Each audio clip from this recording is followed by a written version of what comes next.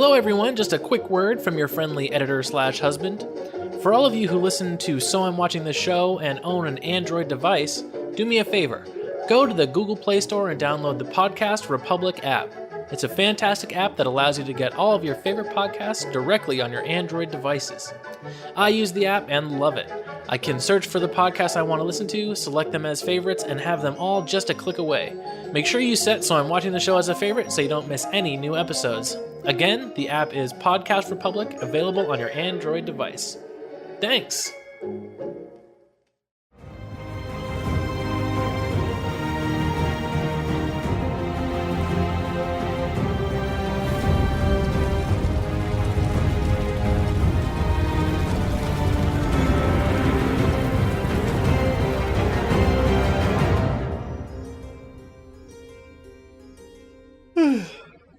Actually, you can leave that yawn in there because this episode was boring. I liked parts of it. Yeah, no, it's fine. We're off to a slow but cautious start, I guess. Yeah. And I am on the record as being all right with a slow burn. True. Just play Casey Musgraves really low under this whole episode. Yeah, it was an establishing episode. Yeah, it established some good stuff, and it established some stuff I couldn't give two shits about, namely this apparent feud between Sansa and Daenerys. I saw scuttlebutt about it before it started, and okay. we're not done with it, so who's to say? I'm choosing to remain mildly optimistic with it. I guess it makes sense. We've talked about this a little bit in some of our other coverage, but it is frustrating when characters and our lead characters that we like are in positions I'm going to restart that and say where the audience has information that characters don't. Sure. And so, there's some pushback from Sansa towards Daenerys, and, I don't think Sansa's entirely wrong. No, not at all. And it's especially being the only person to bring up, how are we going to feed these people? Well, yeah, especially she made such strides last season to make sure that Winterfell had enough food to get through the long winter. Mm-hmm. And now it's like, that's all kind of fucked. I mean, you know that like 90% of these people are going to be decimated in a matter of next week, probably. Mm-hmm. But at the same time, it's like that is something, if you're trying to be hopeful, that's something that you have to think about. And she apparently is the sole person in that room who did. So. Exactly. And it was nice that Arya was so supportive of her. Yeah, for sure. It does appear that we've finally gotten through whatever that crap was last season. Well, that was one of the things that I feel like we didn't go far enough in our conversation in our big episode about it, which is that evidently that whole feud was only to trap Littlefinger. Right. Like it was fake the whole time. I think, as I recall, it was not. As I recall, they figured it out like hours before. Okay. Still, though. It was nice that some of these characters, because, I mean, on one hand, we're excited because so many of these characters are in the same room, for the first time. Yeah, catch me and my Tyrion Sansa shipper heart over here. They got to have a scene together. I hope they have so many more. It was kind of funny because I said, like, literally as it started, I was like, aren't they still technically married? And then was like, yeah, he was like, it was difficult for me explaining how my wife disappeared hours after Here's the murder. Thing. He never made her have sex with him, and he was her best husband so far. Yeah, no, totally. And he finally said, or not coming from him, but it was finally said on the show where he was like, many people doubted you and they are all dead now. Yeah. Mm-hmm. Yep. So she's definitely coming at this from a strategic angle in 100%. A way that, like, Daenerys is very like heart of the truest believer angle, I mean, in that instance, that is something that she seriously learned from Cersei. Mm-hmm. She watched how Cersei operated and she was like, I'm going to do that, but better. Mm-hmm. And she is doing that, but better. And at the end of this show, I sincerely believe that Sansa is going to be standing over Cersei's grave. Mm-hmm. You know what I mean? Like, it's just, like, the Cersei Daenerys, way doesn't work. Well, and it's one thing, I mean, to give Dany her credit, she has done her fair share of learning. Absolutely. And I will say she learns from her mistakes when she makes them. But 100% yes. You know, in a show like this with so much machismo, and someone pointed out to me not too long ago that there was a slight male gaze to the show. That was me. You're welcome. It's very easy to value badassery in battle. You know what I mean? Yeah. But to have, you know, actual vision and, you know, understanding in politics and stuff, like to actually know what it takes to run a kingdom, that's a whole other thing. Yeah, no, for sure. And that's what I love so much about this endgame of Game of Thrones is that I really, truly feel like the women are the people in power right now. Mm-hmm. Where it's like Sansa's queen in the north, Arya is like, you know, the cutest little 4-foot assassin we've ever seen, and Cersei's queen in King's Landing. And then Brienne is, you know, walking around all 6'4" of herself somewhere in the middle of all that. And I just feel like those are, you know, are strong characters right now, and they're all women, and they're all approaching it from a different perspective, and I just think, you know, fucking finally, honestly. Even Yara. Even Yara. Something that happened is Theo was able to get her out of her predicament. Yeah. And then she headbutted him for his trouble. As you pointed out, she gave him some of that good old Iron Islands, what'd you call it? the good old Greyjoy therapy. Yeah. You said, just have a pint of beer and let me headbutt you in the face, and then we're all square. Mm-hmm. So I guess I am the sole person on God's green earth that likes Euron Greyjoy. Okay, the actor is hot, but Euron it's not even that. He just is exactly what Cersei said, the most arrogant man she's ever met, including herself. He just is horrible. He just makes me laugh, and the balls on him are going to get him killed. He's going to be strangled with his own balls. She said that to him because he asked her how he compared, you know, to Robert and Jaime. Yeah, to her brother. And it was just, she was like, do you enjoy putting your neck on the line? Yeah. That story is he finally she promised him, did she promise to marry him or just to sleep with him? I think she promised to marry him. I think she promised to marry him too. And he wanted to cash in early. And at first she said no, but then he's literally all she has. Yeah. She was like, And I mean, I tweeted it too, but I was like, look, I think Cersei needs a good dicking down as much as the next person. But I don't think Euron is the one to give it to her. I mean, he's probably good. Do you think? Yeah. He feels like one of those arrogant people who doesn't try. Did she? Yeah.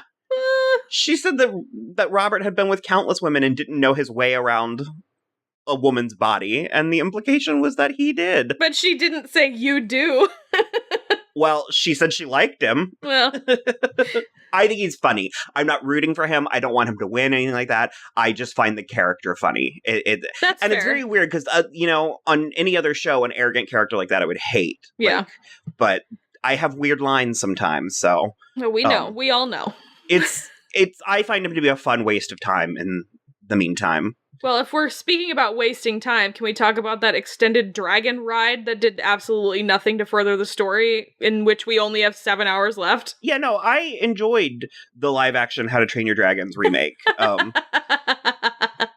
thought it was kind of fun, and it was just fluff in the middle of the episode. I think it was character building. It did get Jon on a dragon. That's true. It was a moment for them. I mean, she introduced him to her kids. You know what I mean? Yeah. Bitch, he already met her kids. They met, but he rode him. And then also, whichever one, I don't know the names. The green one is Viserion. Okay. Gave him a look at the end of that scene. Yeah, I was like, welcome to the rest of your life, Jon, where the dragons watch you bone their mom for the rest of your life.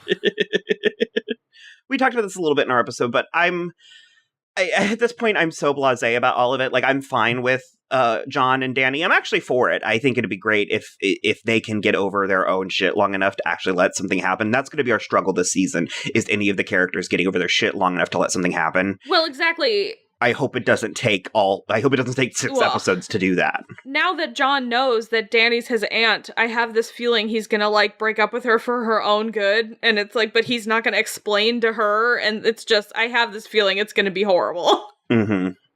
The Sam scene was very sweet. We didn't even mention Sam in our coverage. I mean, that's like, I like him. Yeah. I like Sam and Tully? What's her name? Gilly. Gilly. But I'm they're not what I'm tuning in for. Sure. And considering that we've been a little critical of Dany from time to time, she did what she had to do and she told him. It was very reminiscent of that she killed his family. Oh, yeah. And it was a little bit reminiscent of the conversation that Ned had with the boys in season 1, where he was like the man who decree, I forget how he phrased it, but it was like whoever orders the death should carry it through. Yeah.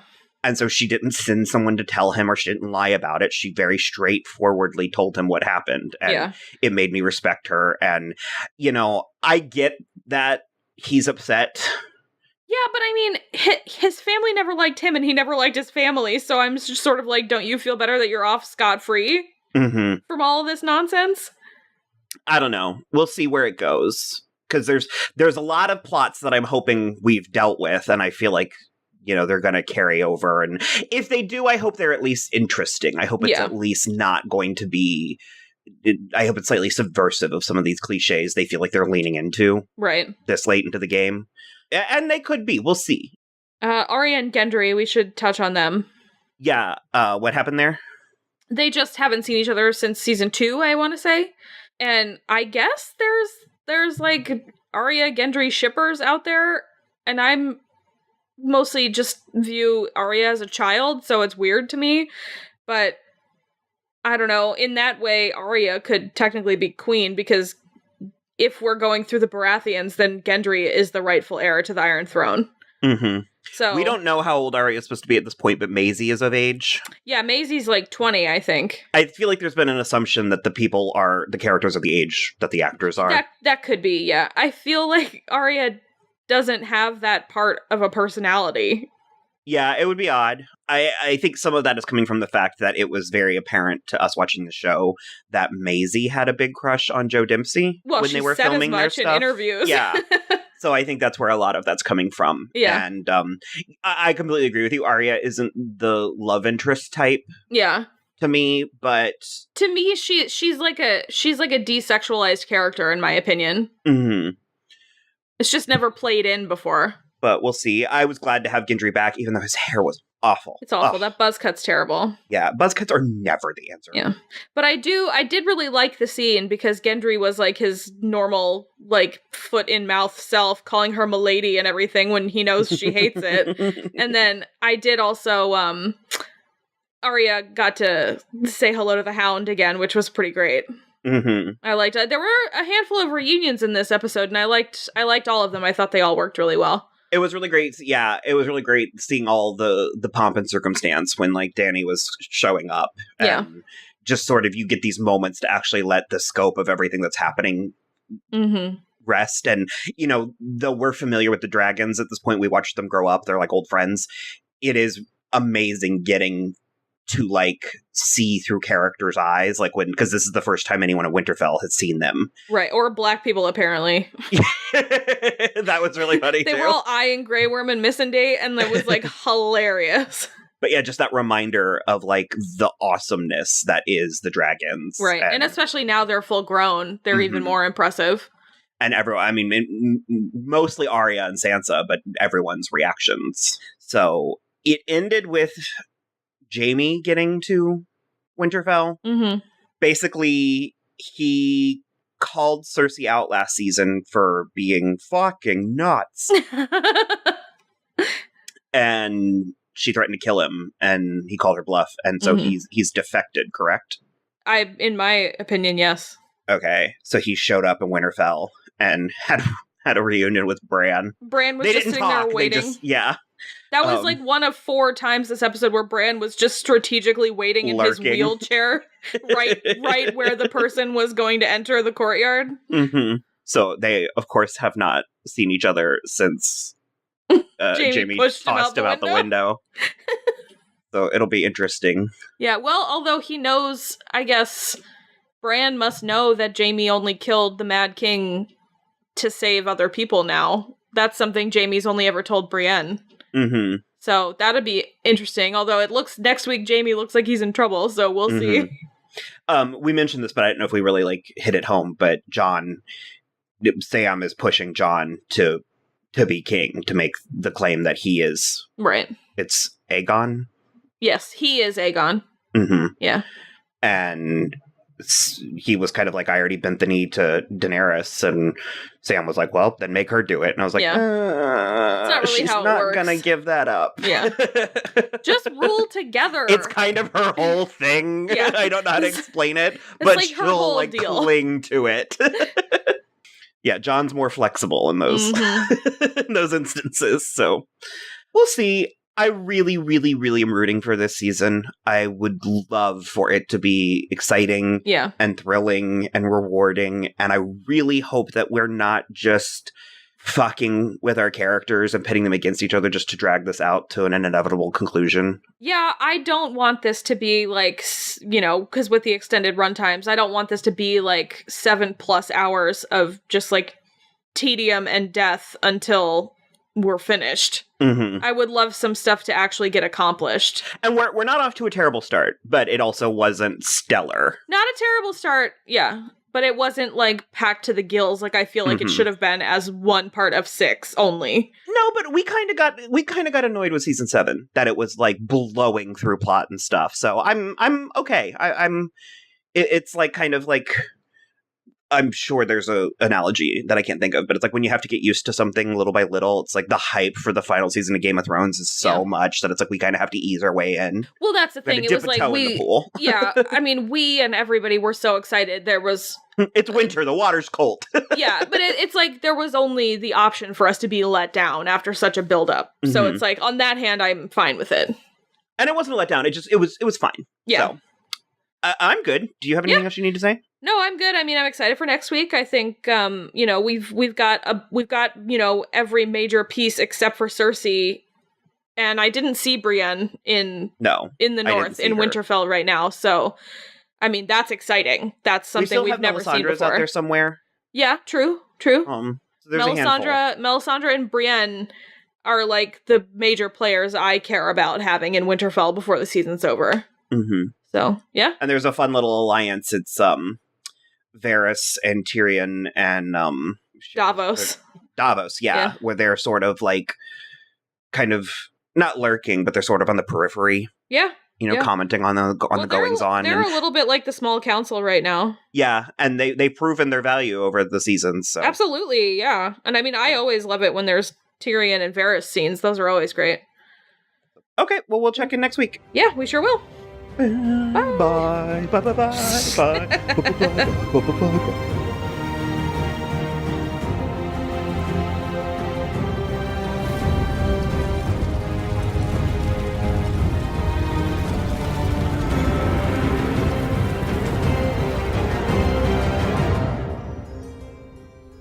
Plot everywhere, but not a drop to spare.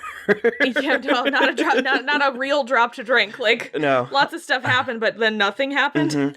I'm gonna say, and I haven't seen any reception, so I don't know if this is a hot take or not. But I'm gonna say what I think is a controversial opinion. That so far, I'm actually very pleased with the season. Mm-hmm. Yeah, same. I think that a lot of people are waiting for action and crazy deaths, and I feel like we're certainly going to get action, and I feel like we're certainly going to get a couple crazy deaths, but I think maybe this is naive of me, but I think it's going to go a little smoother than we think. I think because we're trying to stay a step ahead of the show. So you're in Tyrion's camp, and I'm in Sir Davos's camp. Okay. Yeah. Because Tyrion was like, I think we're going to be okay, and Davos just straight up laughed at him. I mean, it's gonna be crazy. We're gonna have, people, I understand people are gonna die. I get that. And everybody is positioned in their little pairs as of now. So, I'm not trying to be naive in that way, but I don't necessarily believe that this is going to be the bloodbath that everybody is expecting. Yeah, I mean, we'll have to see. There are 4 episodes left, and honestly, if it is 4 episodes of solid battle, I'm gonna be so bored. But historically, the show has done amazing things with battle. I'm never going to movies, to see action scenes or battle scenes. And the Battle of the Bastards was such an exquisite episode of television. They find ways. One of 7. 1 of 7 episodes? Yeah. Yeah. I mean, like, there's gonna at least be 2 episodes of pretty sincere battle. Yeah. It's just like a lot in a row. Well, I started off basically saying that I am enjoying actually getting the chance to see these characters that we have, as an audience, the royal we have devoted so much time and energy to understanding who these people are. You know, it's like I took one of those BuzzFeed quizzes, and this was 2 or 3 years ago. And I mean, I got like a 96 out of 100. I knew everybody's name, and we're dealing with well over 100 characters. I think there's like 40 in this final season alone. And it's felt character driven. I would be so annoyed. As much as I wasn't interested in Sansa versus Daenerys, it felt authentic. They didn't break it. And and like that scene was so good where they did kind of make peace, and then Sansa was like, but seriously, what about the North? Mm-hmm. Like, she's not gonna let it go, which I think is great, but also they were kind of like, I mean, that's literally all that Sansa and Jon have to say is, I don't want your fucking ugly throne, just let me have the North, and I feel like she just won't believe them, even if they did say that. And I mean, in every scenario, I'm imagining them being more like a I don't know if the word is city-state, but I'm imagining them being part of Westeros, but just their own thing. Yeah, it's like how Northern Ireland is part of the UK. Sure, yeah. Or Ireland, I guess. I don't know. We're in America. There are 50 United States. You know what I mean? I feel like that the West or the North would work with Westeros. So, well, that's the way it's always been. Mm-hmm. So, yes. But they want independence, and it's never been independence, or? I just think she wants her home. They just want their home. They just want the North. It's not like they're not going to like move against Winterfell. Yeah. It just is Dany is being a little rigid, in my opinion, when now's not the time. Yes. But again, and this is something that I think the season is doing very well, is it's like, this is true to her character and what we've seen the 7 years prior. You know, you can't just completely be like, okay. Because that's where I was like, last week when Sam was like, well, will she bend the knee to you? And I was like, no. This is her whole thing in a way that it was thrust upon Jon, you know? Like, well, that was my whole thing. That was the last thing I tweeted, where it's like, Jon doesn't want any of the thrones he's already had. What makes her think he all of a sudden wants the Iron Throne? Well, though they have feelings for each other, these people are relatively new. The show has done a very good job with the passage of time, and we've lost it a little bit at this point, because I do not know how old these characters are. You know, we had a conversation last week about Arya and Gendry, and we got it. Yeah.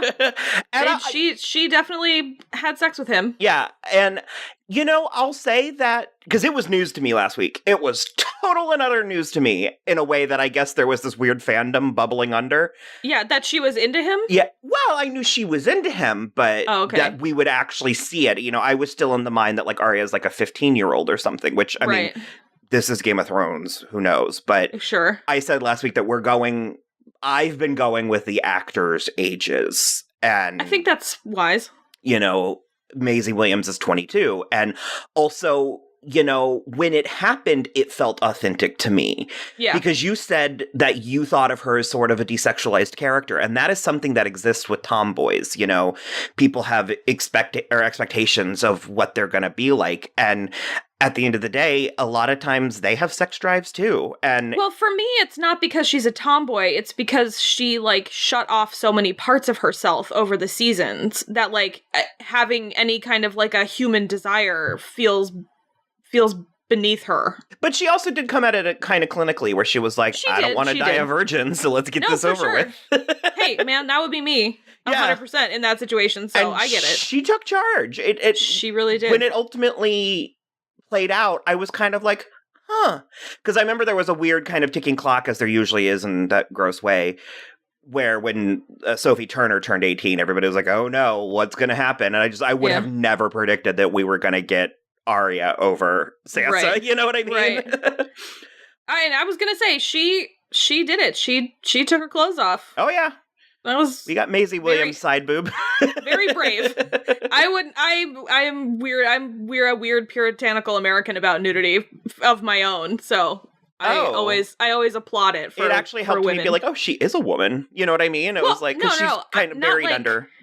Not like I don't think women should get naked. I don't think I could get naked on screen. I mean, if I looked good, I'd be naked right now. Well, sure. If I looked like Maisie Williams, then yes. And that was the point I was making, was I didn't know that that's what we were working with until I saw it. I was like, oh, okay. As was Gendry, to be perfectly honest. Yeah, no, Joe Dempsey's in shape. And what? No, well, yes, he is. But I mean, he was like, oh, okay. Him and his 3 women. It's just not realistic, but 3 women only? Yeah. Oh, I mean, I don't know. He's too busy trying not to die. He's like nobody. I'm glad that the trial of Jaime Lannister came and went, and I'm glad that it played out the way that it did. And we're getting, I honestly don't think it's fan service, because I think fan service sort of degrades what's happening, but we are getting a lot of, like, there's something so exciting about finally all of these people being in rooms together, being able to. Oh my God, I love it. It's my favorite part. And I mean, I know that we've only gotten 2 episodes of it, and that's likely all there is to be until we, like, pick up the rubble after the battle, but it is my favorite thing the show has ever done. These groups of people spending time together who have either never spent time together or haven't been in the same room together since like season 1 or 2. It is so wild and I love it. I have had such a roller coaster ride with Theon Greyjoy, and I've come through the other side to a place where I was happy to see him and I was proud of him. And I will be sad to lose him next week. Yeah, he's definitely dying. 100%. Hundo P. I don't know. He's proven to be pretty scrappy. That's true. He is pretty scrappy. I will admit he's just going to be the Night King's pet, like, end of the world style with Channing Tatum next week. I will admit, I rarely get emotional at this show because I have learned my hard lesson about not putting emotional investment in characters, but I got a little bit misty when Sansa, like, when he came back and Sansa went to hug him. That was wonderful. It was so cute. I was just like, it was perfect for both of them. I love that she still loves him. It was just very nice all around. Well, and this is an odd but timely comparison I'm about to make, but it sort of is like that scene from the Avengers Endgame trailer where suddenly Rocket and Nebula are all that they have of this family. And it just completely changes your entire perspective on life. Yeah. We're like, okay, that is one of the things about this show that I thought was so interesting, and I have thought about it multiple times along the way, but there are more moments in this show where every single Stark believes every other member of their family is dead, and to be honest, they made it out pretty light, all things considered. So far. Well, but like Sansa, Arya, Bran, and Jon are all still alive. And so is Theon, who wasn't necessarily a Stark, but it just was like, I was always thinking that because for a long time, everybody thought Sansa and Arya were both dead, and then everybody thought Rickon and Bran were both dead, and it turns out, you know, a lot of them are still alive, and it's kind of wild. Well, and I thought you were about to make a different point, because you could have stopped, 2 words short, and I thought you were about to say that every single member of the Stark family trusts each other. Well, they do, yeah. And, for a family that was so at war in the beginning, and I mean, that's how family works. It's very Gossip Girl that way. I mean, we know where George R. R. Martin, he's been stealing plot from. Yeah, I mean, I was originally taking notes, and then I kind of stopped because I basically was writing the interactions, and so I was like, I have Arya and Gendry, and then Jaime and Bran, and then Jaime and Tyrion, and then Jaime and Brienne, and stuff, and so basically characters kind of lined up. Yeah. But it felt organic. It felt like what you would do if you thought it was your last night on Earth. It, like, everything felt the way it was supposed to, and I will be honest, Jaime knighting Brienne is the hottest thing this show's ever done. Really? Yeah. 100%. That was... Well, it was, like, so emotional, and it was, like, so sexy, and they have this, like, bond, and, like, even Tormund was into it, and, like, it was so perfect. I was pleased. The list of things that Tormund is not into at this point... That's true. I mean... That's true. He apparently suckled at giant titties for 3 full months. And then... That's why he's so strong. Presumably downed a flask of it. Like, it was very... Yeah. That's up there with... The Last Jedi. I was going to say the blue milk from the... Yeah. He's a lot of fun. That's a level of comedy that is hard to capture in this type of world. I was going to say, on this type of show, it's hard to be that kind of funny, but he is just so sincerely that person that it just works. It's just great. And I also, I mean, this is neither here nor there, but I feel like it doesn't really get said how unbelievably hot he is. Oh yeah, so hot, super hot. Because he's played for creepy more than that, but yeah, but he's like he's like Icelandic or something, right? Or like Finnish or something, but he's some kind of Scandinavian, and so he's got those blue eyes and that red hair, and then the like Viking face. But it's like good hair too. It's like textured in a way. It's wavy and like I feel like Brienne's gonna kill him, and he's gonna die with a smile on his face. Why would she kill him? I don't know. He's creepy and coming after her, and she's not interested. Oh, maybe. All right. That's the thing. I just was like, this love triangle between the three of them is like more compelling than most of the like, court intrigue that this show's been doing the like last couple seasons. I just am like, who's she gonna pick? I honestly don't know what we're dealing with Jaime. I mean, I am on the record as wanting him to be the one that kills Cersei, and I feel like he's going to, I think that there's going to be a poetic justice. I think he's going to have to die, but he's going to do it by diving on the grenade type of thing.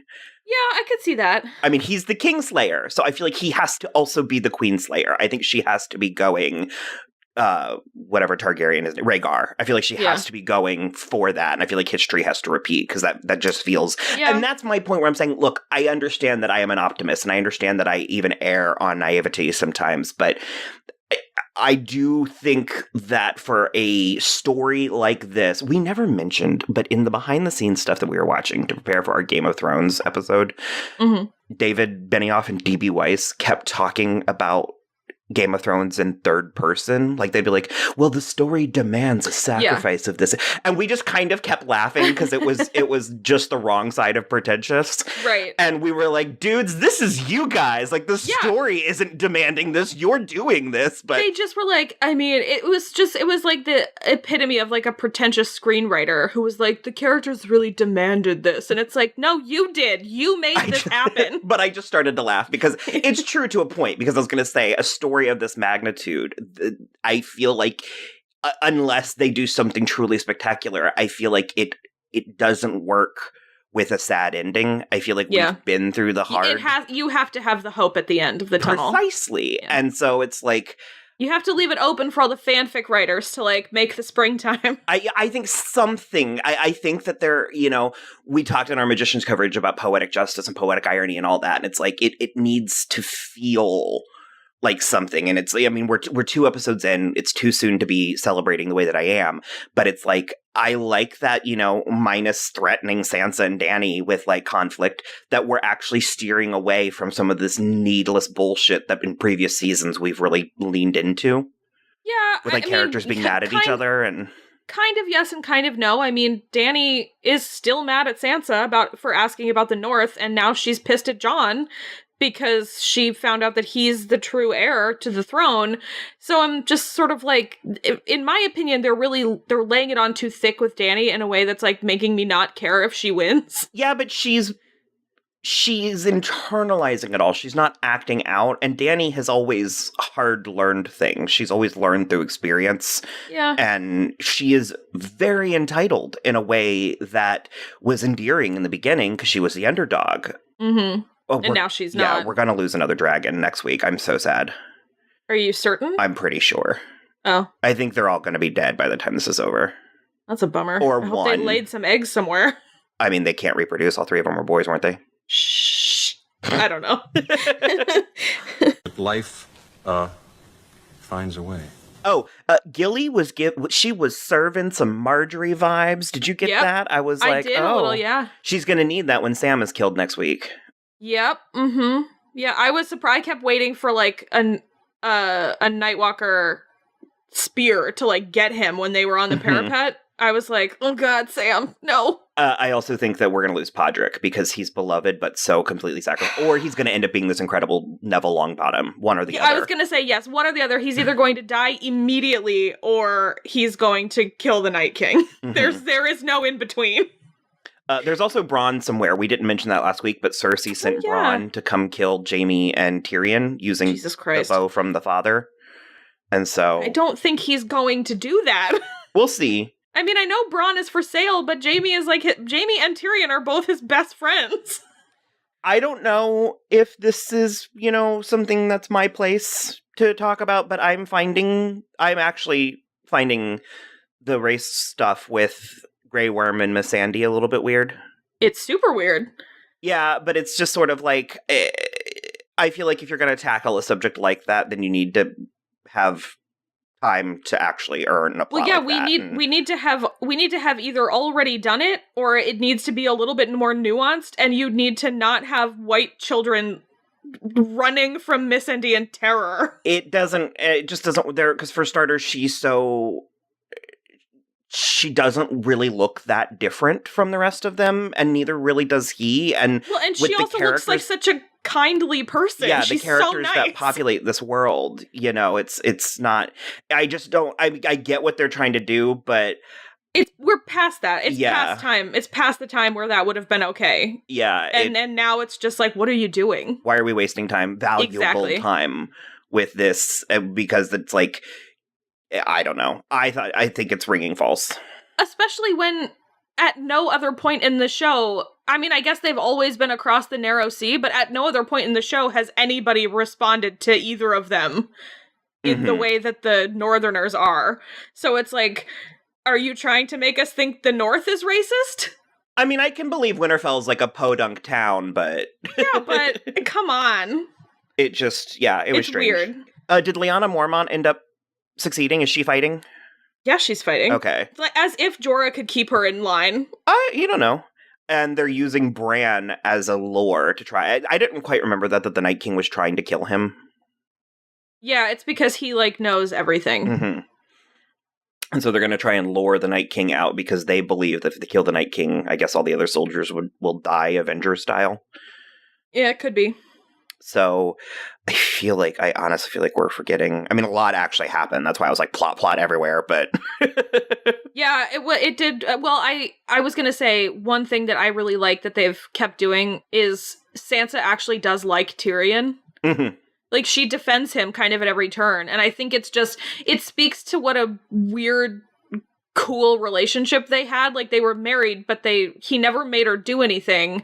Well, and all the dynamics, because Brienne spoke for Jaime and then Sansa believed her. And it's like, it's great. All of our years of standing Sansa are really paying off thus far. Because she's not being an idiot. Yeah, but all you hoes who all of a sudden... Yeah, everybody... I don't want to hear it from all you people all of a sudden who are like, Sansa's the queen! And it's like, yeah, bitch, we been new. Drives me crazy. Okay, I think, honestly, that's what I got right now. I'll have 10 things to say in the morning after I rewatch it, but... We'll maybe keep a running list and we can bring them up as they happen as we go. As we get less and less time to talk about more and more. Yeah, sure. That sounds perfect. Okay. Sounds like the perfect idea.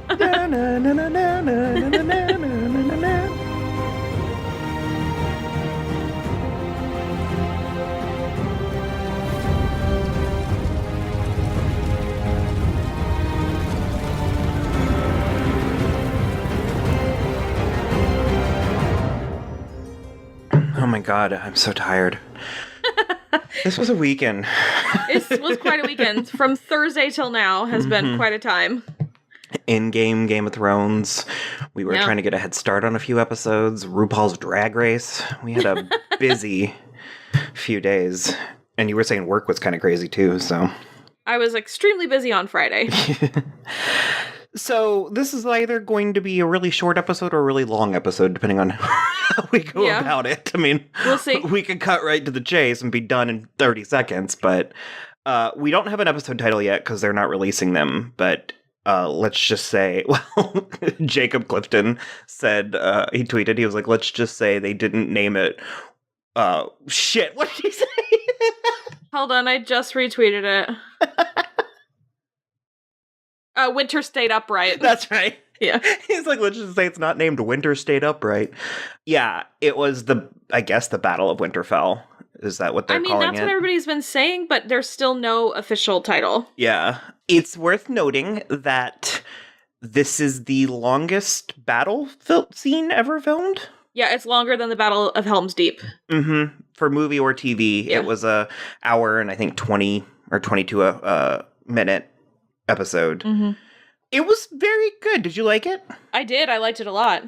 Yeah. I liked it a lot, actually. You know, we're at a place where we've got 3 episodes left. And, all these years of, like, anticipation and theorizing and all that. I mean, it's coming to an end, and we're going to get what we get, and that's going to be the end of it. And so I'm, pretty pleased with what we're getting. I definitely am too. I'm enjoying this season as much as season 6, which was the last one that was really, really good. It was a good episode. It was a very thrilling episode. And I think that's a bit of a talent to, film an entire episode of action sequence. I mean, pretty much from the beginning, we had about 15 minutes of build up to that. Well, I was going to say, not only just the battle and the action, but also, like, legitimate horror. Yeah. Like, there was, like, some actual horror elements in this episode in, like, a real way. I wrote down about halfway through that I was like, this is one of the better zombie movies I've ever seen. Yeah. Remind me, how precisely do the White Walkers work? It's not a biting thing, correct? I don't think so. Is it just dying? I think it's just if you die. So I feel like they just are kind of like kamikazes where I feel like the Night King is like, go kill as many as you can, because then I can raise them again. So if you're killed by a White Walker... I think if you're killed at all. Mm-hmm. So then is it like viral? Is there something in the air? No, the Night King has to raise you. Okay. That's where I was getting a little bit confused, because there was a lot of scenes of, we had probably 12 of our heroes out and about. Mm-hmm. And they were being certainly engulfed by them at points. And I was like, I can't remember. Are they biting them? Like, how exactly are they? I think they can bite them, but it doesn't transfer that way. You have to die, and then the Night King raises you. And they're not trying to eat them. No. Is the other thing. Because, and this is probably an unanswerable question, but what is the Night King trying to accomplish? I think he just wants to take over everything. I don't know. It's one of those things where it's a catch-22. It's like the Buffy thing that I always bring up when there's a truly evil person, where it's like, if you end the world is over for you too. And so in this one, it reminds me of the Buffy end of season 2, because it's like, if you kill all the people, because I do think they eat them, but it's like, what are you going to eat? But I think with him, they don't need food, remember? Well, I mean, yeah, I think with him, it's remaking the world in his image type of thing. So he has a god complex, great. Sure. But yeah, there was some noteworthy things. Well, one of my first notes was I was just like, we got some really neat shots of Winterfell, because outside of the opening credits, I have had a hard time truly getting a grasp on what Winterfell looks like. Yeah. And well, we haven't been back there in that type of capacity. We haven't seen Winterfell in that kind of capacity since season 1, and in season 1, they had, like, no budget. Mm-hmm. So now that we can, like, see it from the outside and from a distance, it's much more impressive. Mm-hmm. We got Melisandre back. God knows where she was and or how she got back, because she just sort of trotted on in on her ass. I guess it was a horse, but... That's her whole job. Yeah, I know that's her whole thing, but it's like she came like she was coming from the north, so who knows? But the 180 I did on her, I'm trying to think, I know there's probably a handful, but I'm trying to think of characters that I did such a complete 180 for, and we never got a chance to mention this in any of our previous coverage, but it has always chapped my ass that, and they really don't make that big of a deal about it, all things considered, but that Melisandre brought Jon back from the dead, and everybody's like, oh my god, Jon's amazing. Right. And it's like... I was gonna say, I feel like we did say that just recently, because I made the joke. We said it at the party. Because I was like, everybody's thanking God, and it's like, the doctors saved your child. Like, it was the doctors. It's like, she did that. And so she showed up and had a few more miracles up her sleeve. Yep. Pretty sweet. Yeah, it was really cool. It was really, really, really cool. She aided the Dothraki. She gave them fire swords. And then we had a genocide. Yeah. There are no more Dothraki. God, yeah. They are all dead. Man. Ugh. This episode, it was good. It was so good. It was so dark, too. We had to turn all the lights off. All the lights.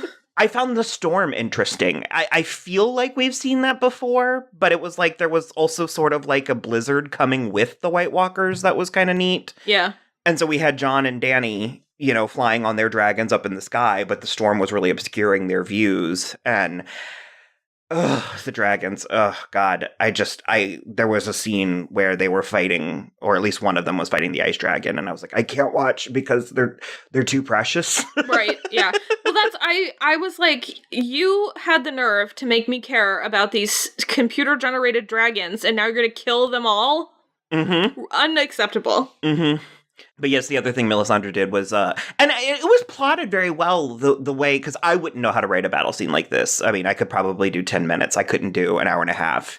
And so the way that, like, the progression of the battle went, the way it, like, progressed and stuff, and they had barriers. They had, like, a fire barrier that was ready to go, and Dany was supposed to swoop in and, like, set it ablaze. Well, they were first trying to light it with the fire arrows, but because the storm was so intense, they wouldn't catch, and so then, then they were trying to get Dany to do it. That's when Melisandre came out, and, like, because I was wondering at one point, we were trying to figure out what there was possibly left, and I mean, it's skipping ahead a little bit, but I was like, I don't know. We cut away from that dream team because we had Melisandre, Arya, and the Hound in a scene together. And though she is magic, it requires too much. She's not like, Scarlet Witch in Avengers, where she's just like popping off light, fireballs. Right. Stuff. So they were really taking like a World War Z approach. They did. I feel many ways about it. I liked it. It was fine. I think it was a little, I guess I like it in the respect that it made it feel that much less winnable. But in general, I don't care for World War Z zombies. They're real, like, ravenous, like that kind of thing? Well, but I do like the 28 Days Later zombies, so I feel a little like a hypocrite immediately, but I don't know. There's something about the World War Z ones where they can, like... Well, 28 Days Later was actors in, makeup and costumes, and World War Z was CGI nonsense. I don't like that they can, like, Tetris themselves over walls and shit. That feels too much. Yeah, they did that here, but by the end, they were sort of, like, oozing over the walls, but I don't know, it was good, it was good. I'm just so relieved that, like, Arya and Sansa are, like, great. Yeah. And I liked their scene, and especially when Arya told Sansa to go, and that she just did. Yeah. And then she had that really, really great scene with Tyrion down in the crypt. I want 100 more scenes like that. Oh, God. He was like, we should be up there. And she's like, we would be doing them a disservice. Yeah. And it's that conversation that you and I touched on a little bit in Into the Woods when Cinderella's stepmother and stepsisters and the steward leave, and some of the people are mad at them, and they're sort of like, we can't fight, we can't help, and while we'll be of no assistance, we'll go hide, because it's like if they just bogged down the rest of the people, exactly, it's like all that Sansa would have been doing was making sure that other people were trying to keep her safe, and that's just taking effort away from what you're supposed to be doing. And her stuff with Tyrion is so good. Oh my God, it's so good. And I was with you. I was kind of expecting for them to kiss a little bit. Same. And I wasn't expecting it to be like a rapturous romantic kiss. I was thinking more of like a principle. Yeah. Like the principle of the matter. Just like a nice kiss. Also, they are technically still married. Yeah. And he kissed her hand. And, he did, I know. It was very sweet. She told him that he was the best husband she had. Yeah. And though they didn't say anything, that there was a lot of glances that make me feel like they are aligned. Yeah, oh, for There's sure. an alliance there. Yeah. And I was very curious what they were going to do. We're jumping around a bit as we always do, but the thing that many people predicted this week happened, and it's that the crypt was actually a very dangerous place for the women and children to be, because the Night King famously can resurrect the dead. Yeah. And there was a scene where I was genuinely concerned that Sansa and Tyrion were going to kill themselves or like kill each other or something. Yeah. Because that's just my thing, is it's like, I'm not being like, I'm joking a little bit, but it's like, I cannot explain how quickly I would kill myself in certain situations. Yeah. Oh, 100%. Like, so fast your head would spin. And so it's just like, I was concerned. Gilly was there. She didn't really do anything, but she still is keeping it cool. I wouldn't be surprised if she maybe had a Hail Mary in her somewhere. I don't know how or why, but maybe. I definitely think she's making it out of this, at the very least. We did lose a few people. I don't think we're quite there yet, but the thing is... Well, we've only got 8 minutes, so... Oh, shit, I wasn't timing, but... Well, I was going to say, it's sort of a mixed bag, because, like, you were expecting a bloodbath, and I was expecting, you know, it to not be so bad. And I would say we're also not done. Yeah, we're not. No, we're not. But, you know, I think we have a lot of our players still in the game. Yeah. And the show did a feasibly believable job, you know? I agree. I think they picked the people that had no reason to go up against Cersei. Okay, The people who died, the people who are left have a reason to fight Cersei. The people who died don't really. So I guess to start pouring them out, it's the least consequential, but probably the most gutting is Lyanna Mormont.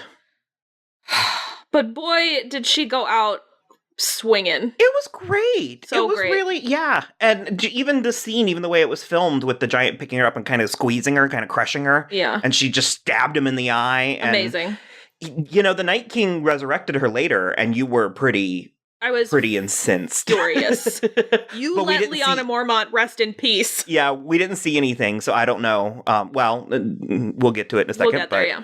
I'm trying to think, who else did we lose? Well, we lost Beric Dondarrion. Noteworthy, but I mean, he wasn't really doing anything. I think his was kind of a lost story arc in the show. A little, but I also didn't think he had a sacrifice in him like that. Okay. I didn't expect that from him. Who did you say? Ed from the Night's Watch. Okay, yeah. He was the first one to go, because he was like, it was just after he saved Sam. So he wasn't in the act of saving Sam, so I don't have to be mad at Sam for it. But it was, that one was a bummer. He's been in the show since episode 1. Okay, yeah. I couldn't remember. I said he was like a wildling or something, and you were like, no, he was from the wall. Night's Watch. We did lose Jorah? We did, yeah. We did, okay. Yeah. I'm pretty bummed about that. I'm also a little bit, I mean, I don't really expect for Daenerys to be like really, wielding a sword, but I was sort of like, here's, I was like, here's a blind spot. Well, she did. She kind of did. And her dragon's okay, right? Are we down to 1 or? I have no idea.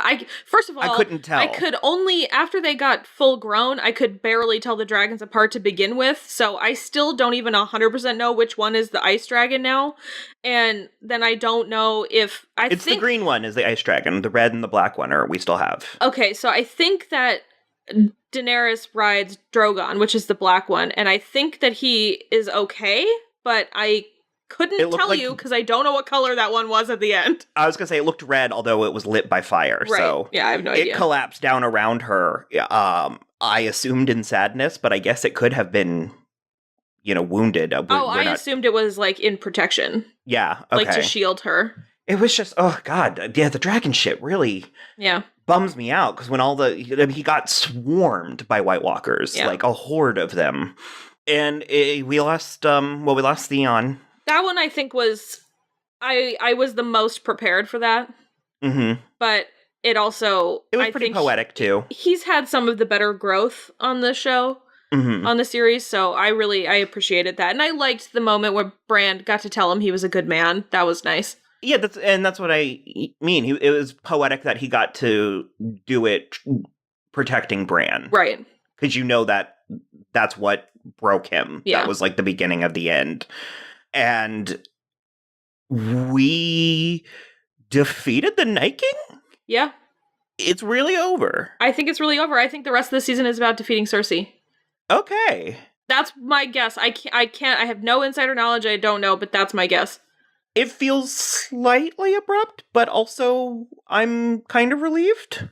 Yeah, but I think that's the thing is, like, I think the really heartbreaking deaths are still to come. Yeah, I'm sure. I would have liked to have known where Arya came from. Yeah, because I was telling Will about it, and he was like, oh, sweet, she, like, jumped from the tree, and I was like, no, she jumped from the opposite side as the tree. She, like, slingshot in there. Yeah, I was like, I don't know where she came from. Maybe they put her on one of those catapults and just, like, catapulted her over the wall. Not sure. But whatever, it worked. She fucking bamfed in. And I thought, I really thought he had taken her out, too, but he didn't. She had her plan. She knew exactly what was up. She did that cool thing from The Winter Soldier where he drops the knife with one hand, then grabs it with the other, and was like, front stab! Yep. And also, Marvel, they did the Avengers thing, which I think we said that last week, and I was like, I think it's kind of a cheat, but also allow it, where it's like, once you take out the king, they all just sort of are like, and they die. Well, I mean, otherwise, how do you win? Yeah. Because you can't, well, I was going to say, you apparently can't set him ablaze, but that was just for the Night King. Yeah. I still kind of want to know. Yeah, there was, after she tried to set him on fire, I was like, I would just submit. I would just sort of like be like, use me, Night Daddy. What do you want? Like, I don't know. It might be fun. It's probably cold. Yeah, just freezing. The piano tore me up. They did the like episode 9 of season 6 or 10, episode 10 of season 6, where it was just the piano. It was the cryptic or the creepy, ominous piano music. And I was like, oh no. And it's so like the second time that we've done that. We also lost Melisandre. What is your take there? What do you think about that? I think she was so tired. I think she deserves it. Same, sister. I think she deserves it. Good for you. She went gently into that good night. Yeah, she did. She ran headlong into that good night. There was nothing gentle about it. It was very fuck this room and everyone in it. Exactly. No, I mean, she helped them get through the night, and I just feel like we could have used her, but she also might have been spent at that point. Yeah. And, she had the reunion with Davos, and I think even herself, I think that she kind of never really forgave herself for the Shireen bullshit. Yeah, I agree with that for so sure. She just like Chronicles of Riddick style wandered out into the elements. Yep. And fell over dead. As an old lady, she took her necklace off. Yeah. And I guess Ghost is still around. We saw him running into battle, and then we haven't seen him since. Yeah. So I don't. I feel like the wolves are a really lost plot on this show. At this point, yeah. At this point. I'm trying to think, is there anything else? I mean, Jaime and Brienne were badass. Yeah, Jaime and Brienne and Tormund and Podrick, I think, all made it out. Yeah. So that's all that I have written down for my notes. I mean, there was plenty more. Arya, like I said, she had a scary movie zombie chase scene, and yeah, she told Jurassic Sansa, Park in the library. She told Sansa to stick him with the pointy end. I thought that was pretty great. And Sansa had it. She had the knife. Yeah, she did. It was great. I'm really looking forward. I'm really enjoying it. I hope it stays this course. Yeah, I think it will. I think they've got a lock on season 8. I think they've got it.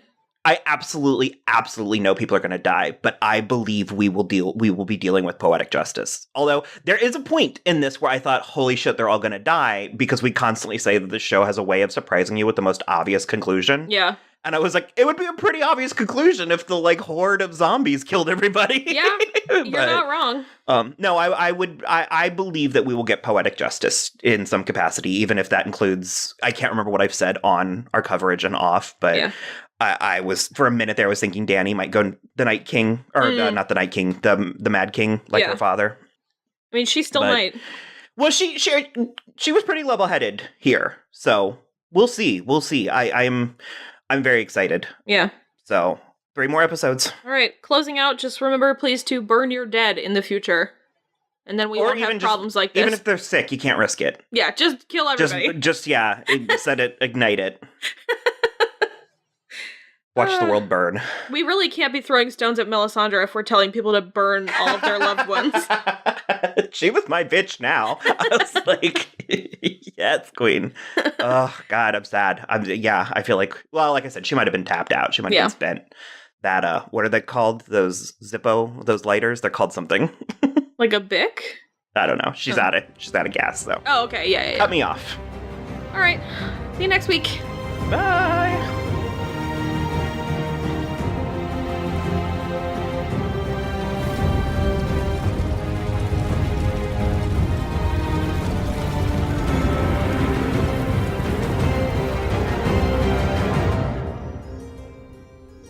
We watched episode 4 of season 8 of Game of Thrones called The Last Starks. The Last of the Starks. Yeah.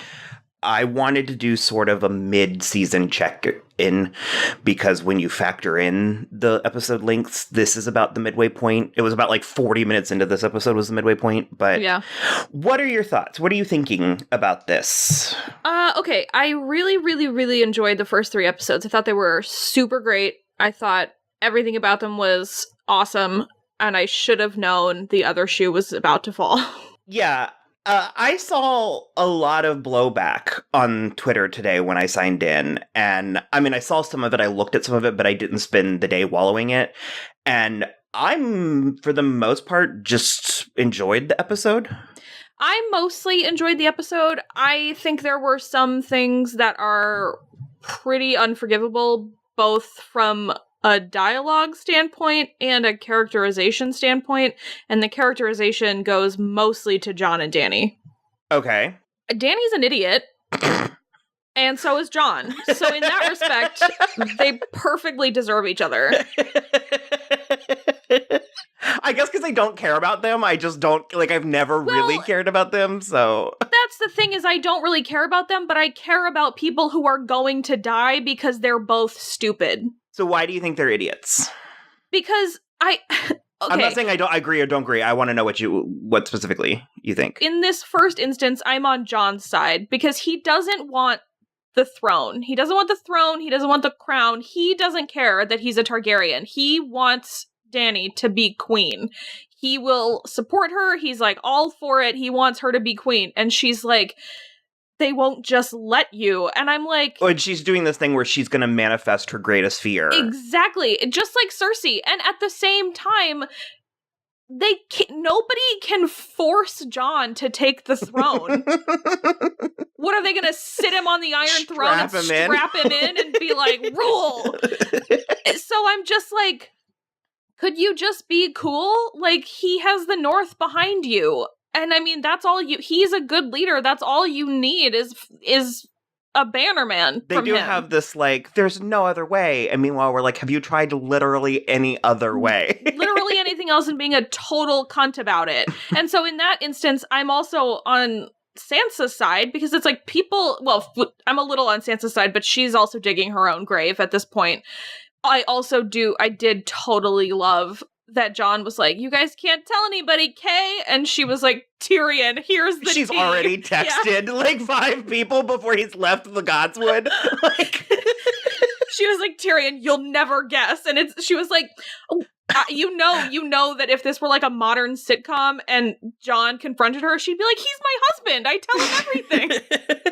It's like the scene in Scott Pilgrim where he's like, damn it, Wallace. Like, yeah. Because I saw someone that was like, Jon just told 2 teenage girls like the biggest secret. Like the hot gossip. Yeah.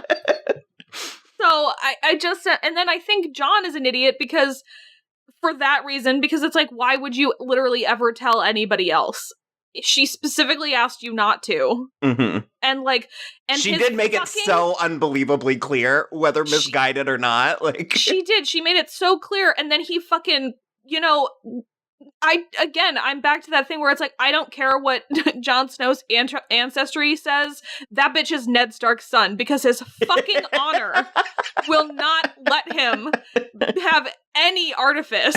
And it's gonna get them all killed. And I'm so frustrated at this point because it's like, we've been through 8 seasons of this shit now, or 7.5 seasons, whatever, of these people at every turn being like, making the worst decision they could possibly make.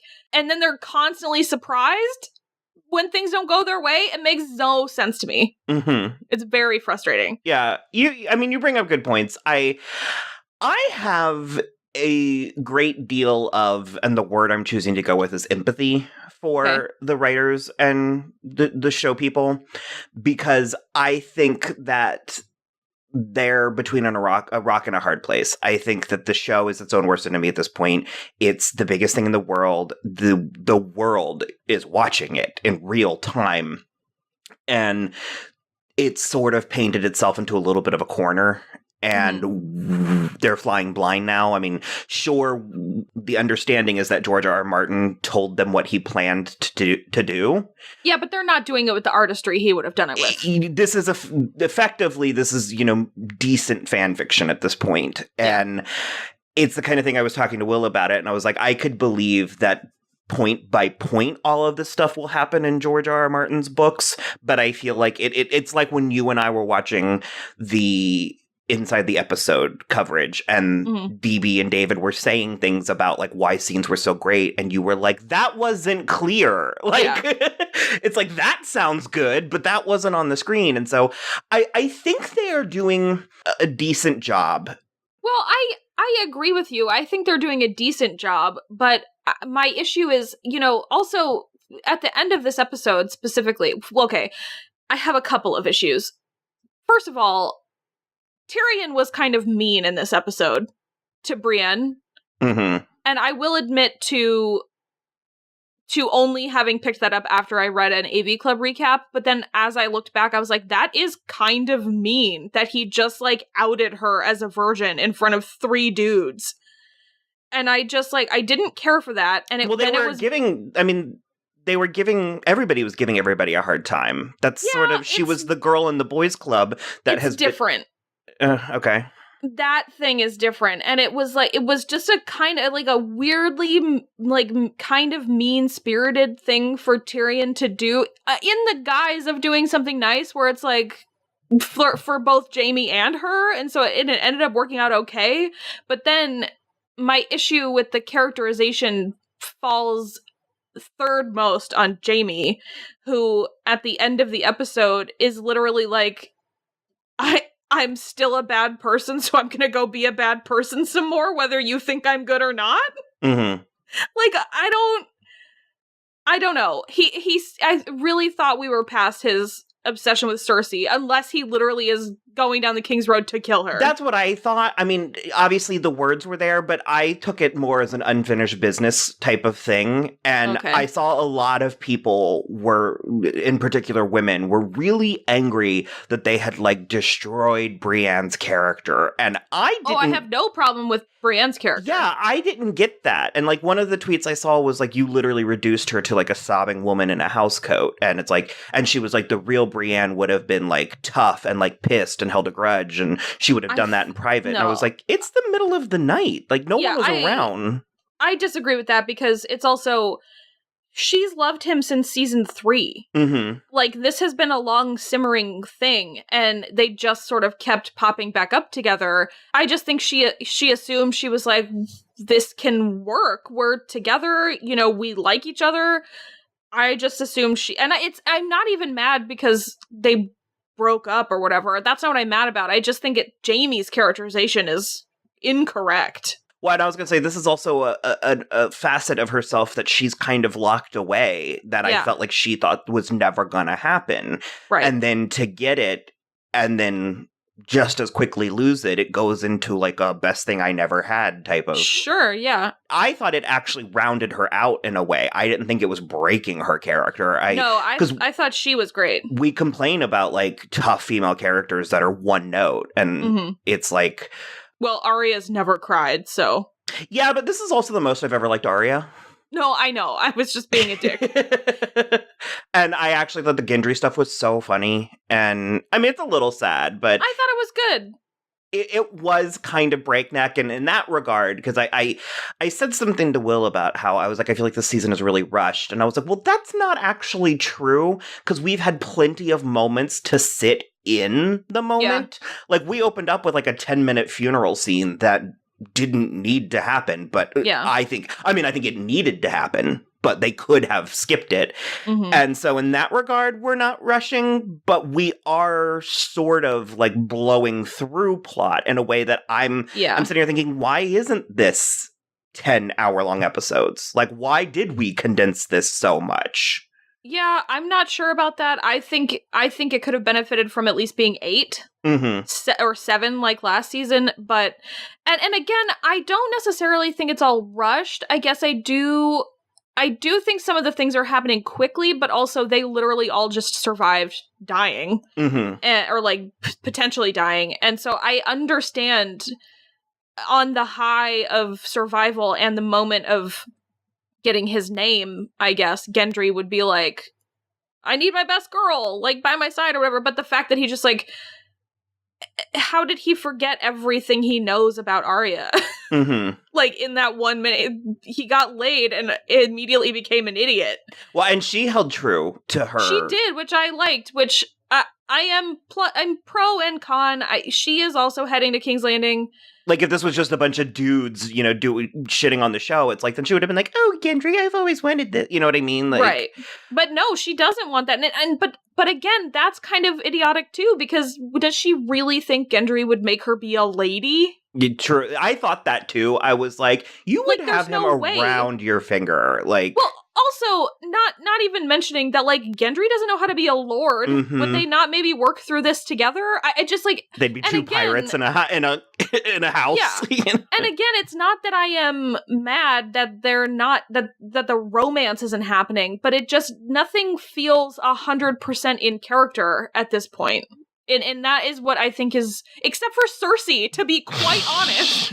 And that is what I'm feeling like with 2 episodes left, everybody's character should be locked down in such a way that, like, they are behaving in ways to make the plot work, and that doesn't work for me. I'm kind of there, but I'm not fully there, and I think this is what I was getting at earlier when I lost my point, but I was like, I feel like we're in a territory, and this is going to be something that is very specific to you and me and our listeners, and it's probably going to be something that comes up a lot, but we went through, you know, a lot with the season 4 Magicians finale, and one of the things that came out of it is that you and I feel like at a certain point, fans feel owed something.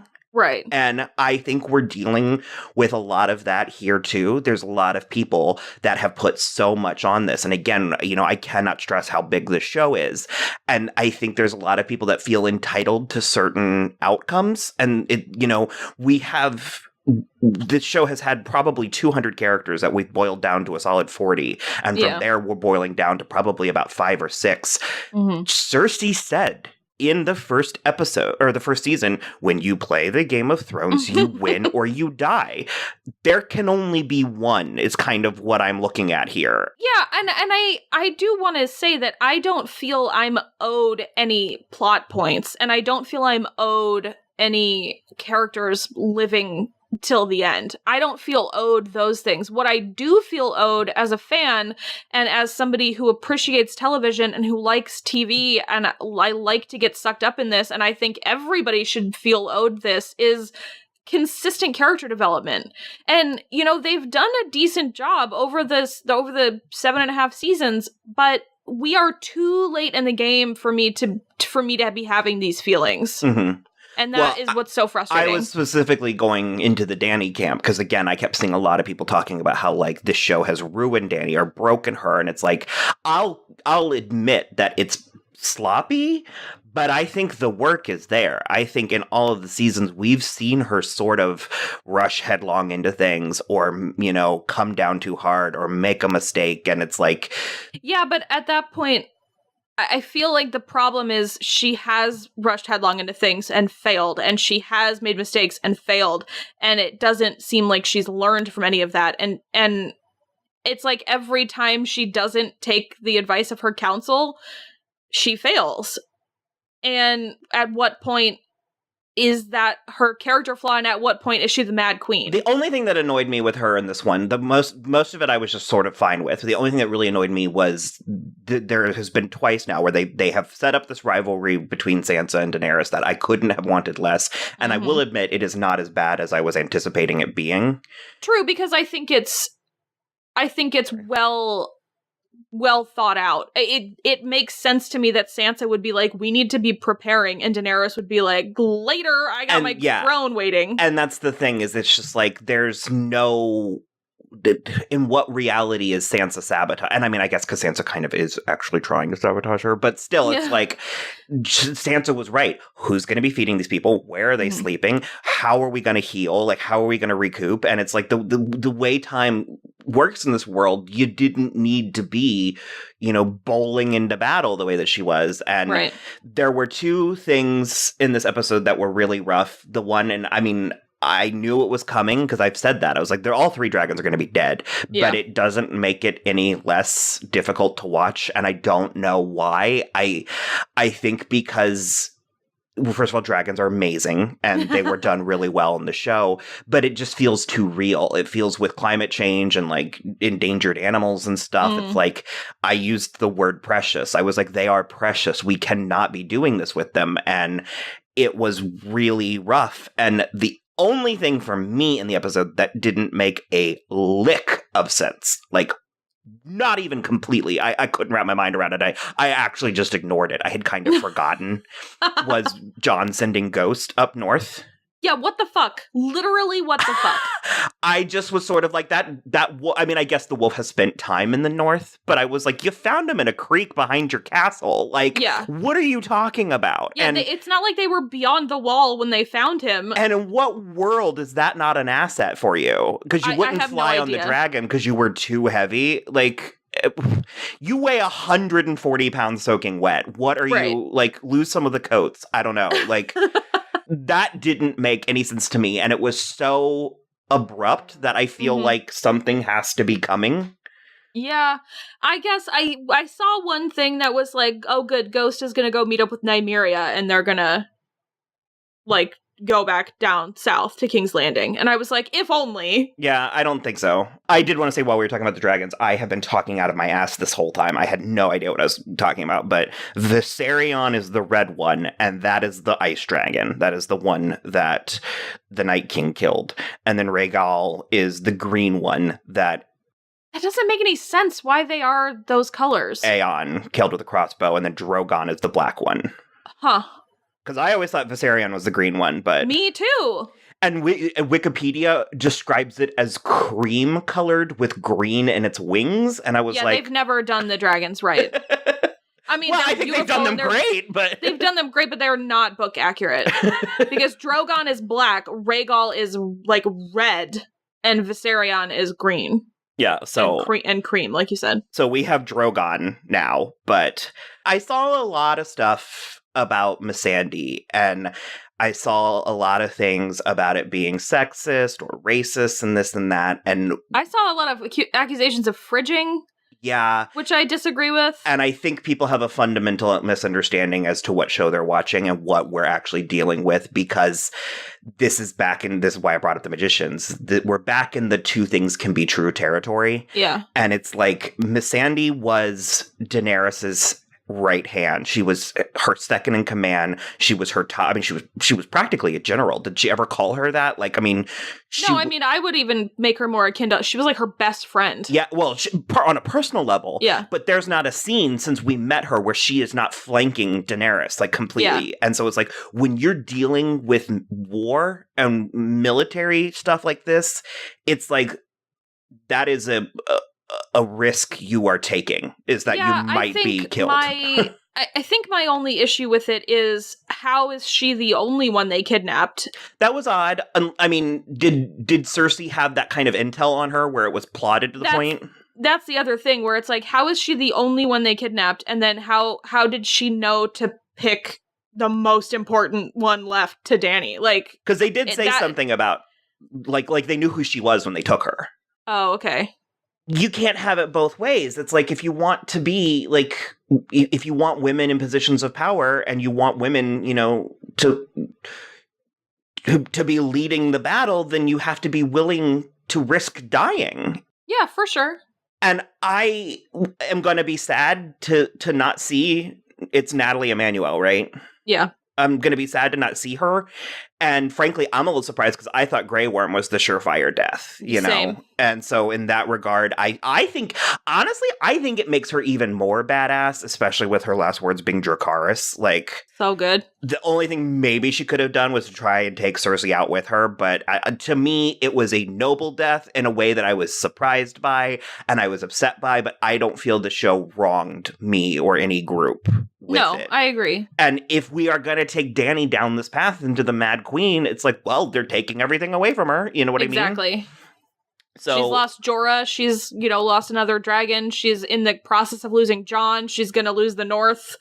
I mean, yeah, she's up against a wall. To see this. Part of me wants to see her hit the fucking wall. Like, yeah, I mean, who knows what'll happen? I mean, as a Cersei stan, I've said, and I mentioned to Will earlier that I was like, I'm at a point where even for me, I'm having a hard time liking her at this point. Mm-hmm. But I do love how still people are underestimating her. Yeah, people don't think she's going to pull through. Well, also, that's another characterization issue, because did Tyrion really think that he was going to talk her out of it? You know that they have always been a blind spot for him. Yeah, I don't know. I feel like he's warned too many people about Cersei for him to be like, I got this. Yeah, I don't know. Because I've also seen people complain about making Tyrion dumb this season, and I don't think they've made him dumb. Not dumb. And that, I mean, it's a stretch, but I honestly... Up until, last season he had a conversation with her when she admitted she was pregnant. And so she is pregnant, and it is Jaime's. Well, they were saying it was Euron's, but it's absolutely Jaime's. If the time works out. Well, you and I were curious as to whether she was even pregnant, and the way that it seems is that she is, and that it is Jaime's, and she flat out said that because she doesn't give any fucks anymore. So, and that's, again, it's like, how are you people still underestimating her? Like, yeah. And I also saw some stuff about, like, people were mad that the White Walkers were just dealt with, and I'm super pumped about that. Well, someone said something like they had information on the show, and they were like, in the book, Cersei is more of, like, a secondary plot in the White Walkers. And I was like, how would you even know? It's not written. Like, it's not there yet. But I don't, and that's my thing, is at the end of the day, the only metric, the only barometer I have is whether or not when I'm standing there watching, because that was weird. I watch TV standing up a lot of times when I'm by myself. I'm a pacer and stuff. So when I'm standing there in the middle of the night watching my shows, all I really care about is if I'm entertained. And for the most part, I was entertained. There were a few things that annoyed me, and so it was odd for me to see all this. And we've never really liked backlash culture and all that stuff. And the internet's a great thing, but also, everybody doesn't need No, I agree. Voice. And I will say, I didn't have all those reactions.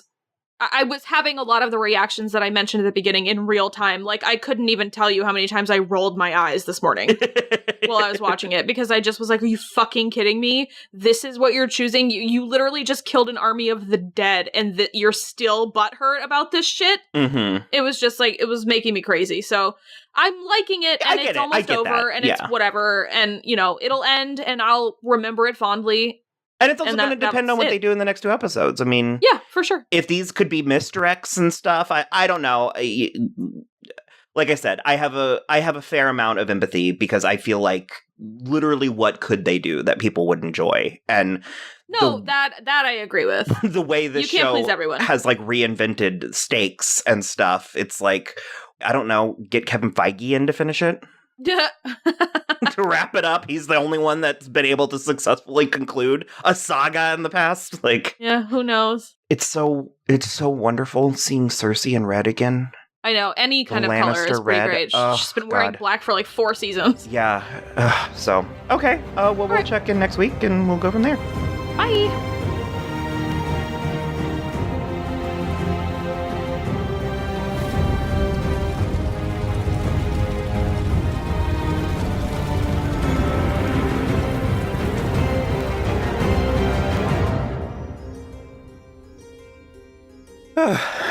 Okay, holy guacamole. Was that holy guacamole for you? Yes, it was. We're not together, so I have no idea how you feel. I have a few things to say about this episode, so do you want to just go ahead and let me have it? Let me have what you... Yeah, do it up. No, you let me have it. What do you think? No, okay. I'm okay. Many and varied? Many and varied. I honestly really liked it, but I'm also simultaneously furious. I was so angry in the middle of the episode. I was so angry. Daenerys. Okay, yes. And it's weird because I feel at the beginning of the episode. We have been working all day. I've had such a week. I was in Maryland, and my mom and me had to drive home, and there's like health shit, and there's like so much happening. So yeah, it was insane. It was insane. And so I was literally, Martin called me before the episode, and he was like, "Are you stoked?" And I was like, "For what?" And he was like, "Game of Thrones," and I was like, "Oh, I mean, sure, whatever." And he started like talking to me about it, and I was like, "Oh shit!" Like, I mean, I was aware that I had like a task to do, but none of it had. And he was like, "Oh, so you haven't been watching fan theories on YouTube all week? Weird flex." Like, and I was just like, "Oh," and I was like, "Is Cersei gonna die tonight?" And he was like, "Yeah." And I was like, "Shit." I was like, "I am not prepared." So I was like eating pizza and like funneling like rosé vodka as it was starting. Oh God. So yeah, no. Okay, I feel kind of like an idiot doing this podcast because it's like, in a weird way, it's sort of like therapy, and I'll listen back to myself sometimes and I'll be like, what the hell are you talking about? And it's like, I've been saying things, this whole coverage. And, one of the things I've been saying is, like, I think Dany's going to go Mad Queen. And I've even been saying, like, I want that and it would be cool and stuff. And then when I actually got it, I was like, I don't like this. Well, here's my thing. I think I would have liked it if there weren't only one episode left. If we were going to actually explore it, if there were going to be some kind of consequences to her actions. I imagined it making sense. Yeah, no, like, it makes no sense at all. I imagined it feeling like this poetic fulfillment of like, and that's just it. It didn't. I was like, they surrendered. What are you angry about? Like, it's a straight up character assassination. It's a bastardization of everything she's been through, and it's like, I am completely fine with her having nuance or layers or being complicated or having darkness and all this, but it's just like it couldn't have been so. It couldn't have been more against what we like sat through for hours, like watching. And here's my thing. She could have easily taken out the Greyjoy fleet, which I'll get back to because I have an issue. And then she could have easily taken out the Scorpions and then just go straight to the Red Keep.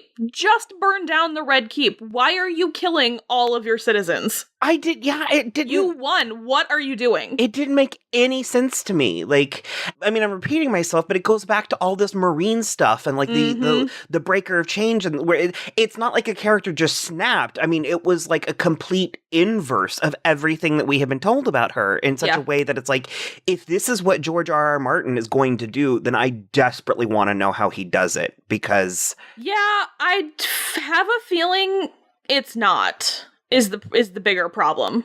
And so, I don't know. I mean, we have, as you said, one more episode, and I appreciate the extended run length. I actually really do, but I agree with you. And I don't know how this happens with so many like epic shows, final seasons, where we're like, why the fuck did we dick around all the time? And we really haven't dicked around a ton, but there's just, I'm sort of like, I keep repeating this. It's an inside joke between you and me, and I apologize to all of our listeners, but I'm just like, where are you going? We're not done yet. Like, I'm just like, what the crap is happening? And it was so strange to me watching arguably, my least favorite thing the show has ever done paired against my favorite thing the show's ever done, and exactly what I wanted to happen. Which side? Jaime and Cersei. Okay, all right. The culmination of their arc is everything I've ever wanted from it. Okay, so even though he didn't physically kill her, you're fine with it? I mean, I would have preferred that, but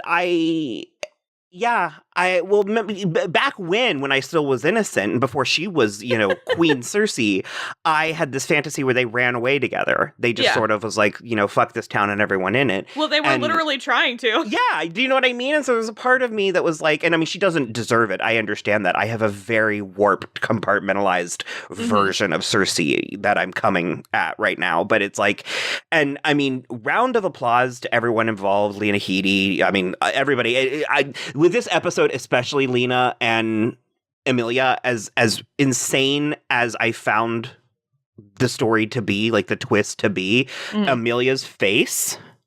Yeah, I don't think she's acting poorly. I think they're writing her poorly. And it was Lena so Headey, good. Yeah, no, it was so good. I'm never complaining about the acting on this show. They have stacked the cast admirably. I've questioned Emilia a little bit. I think she's been fine, but there were a few moments where I was kind of like, Yeah. And this was real good. It was really good. And that's the other thing, is it's like, even though some of it was so frustrating, and, we do have one more episode, so we'll see where it goes, but there was something the production of all of it was really great. Mm-hmm. All of the action, we really got warfare. This has been a violent show and we've seen plenty of it, but man, it was out in this episode. And it didn't feel, at least to me, it didn't feel gratuitous. It felt appropriate for this, for the stakes. I feel like some of the burned bodies felt a little gratuitous, but... Yeah, but I think for the stakes, for this point in this show, I think it was sort of like we're in the end game now. You know what I mean? No, I get it. It was a lot of fully burned people. Oh yeah, completely. like Pompeii level burned people. And we've held off a little bit on the immolation. There's been some of it, but it just sort of it was also so cool. Again, exciting and frustrating. But I was like. It was so cool to see the dragons being used appropriately for once. Yeah. And I was like, they could have been doing this the whole time. Like, are you serious? Like, well, I'm so confused because, like, all of a sudden the sun is in Euron's eye and he can't see the dragon and aim the scorpions anymore. As opposed to, was that like... he's never had a problem before. I think it was the way she approached. I don't know. It's fine. They all deserve to die. I don't have a real problem. It's a little silly. I mean, I guess, but I don't, God, I don't really know. I mean, we kind of brushed over the Cersei and Jaime stuff, but I mean, that was also that was it. Like, yeah. I wish I had more to say, and I wish I had more profound things to say. To an extent, I am sort of kind of like, huh. You know what I mean? Watching this, I'm sort of like, oh, that was something. Like, that was it. And this is something that I'm only going to really know how I feel with time. Like, I'm actually going to have to think about it. And I cannot stress, and this is rich and ironic, but I cannot stress how little I care to read everybody's hot takes in the morning. I mean, I think they're going to mostly agree with you.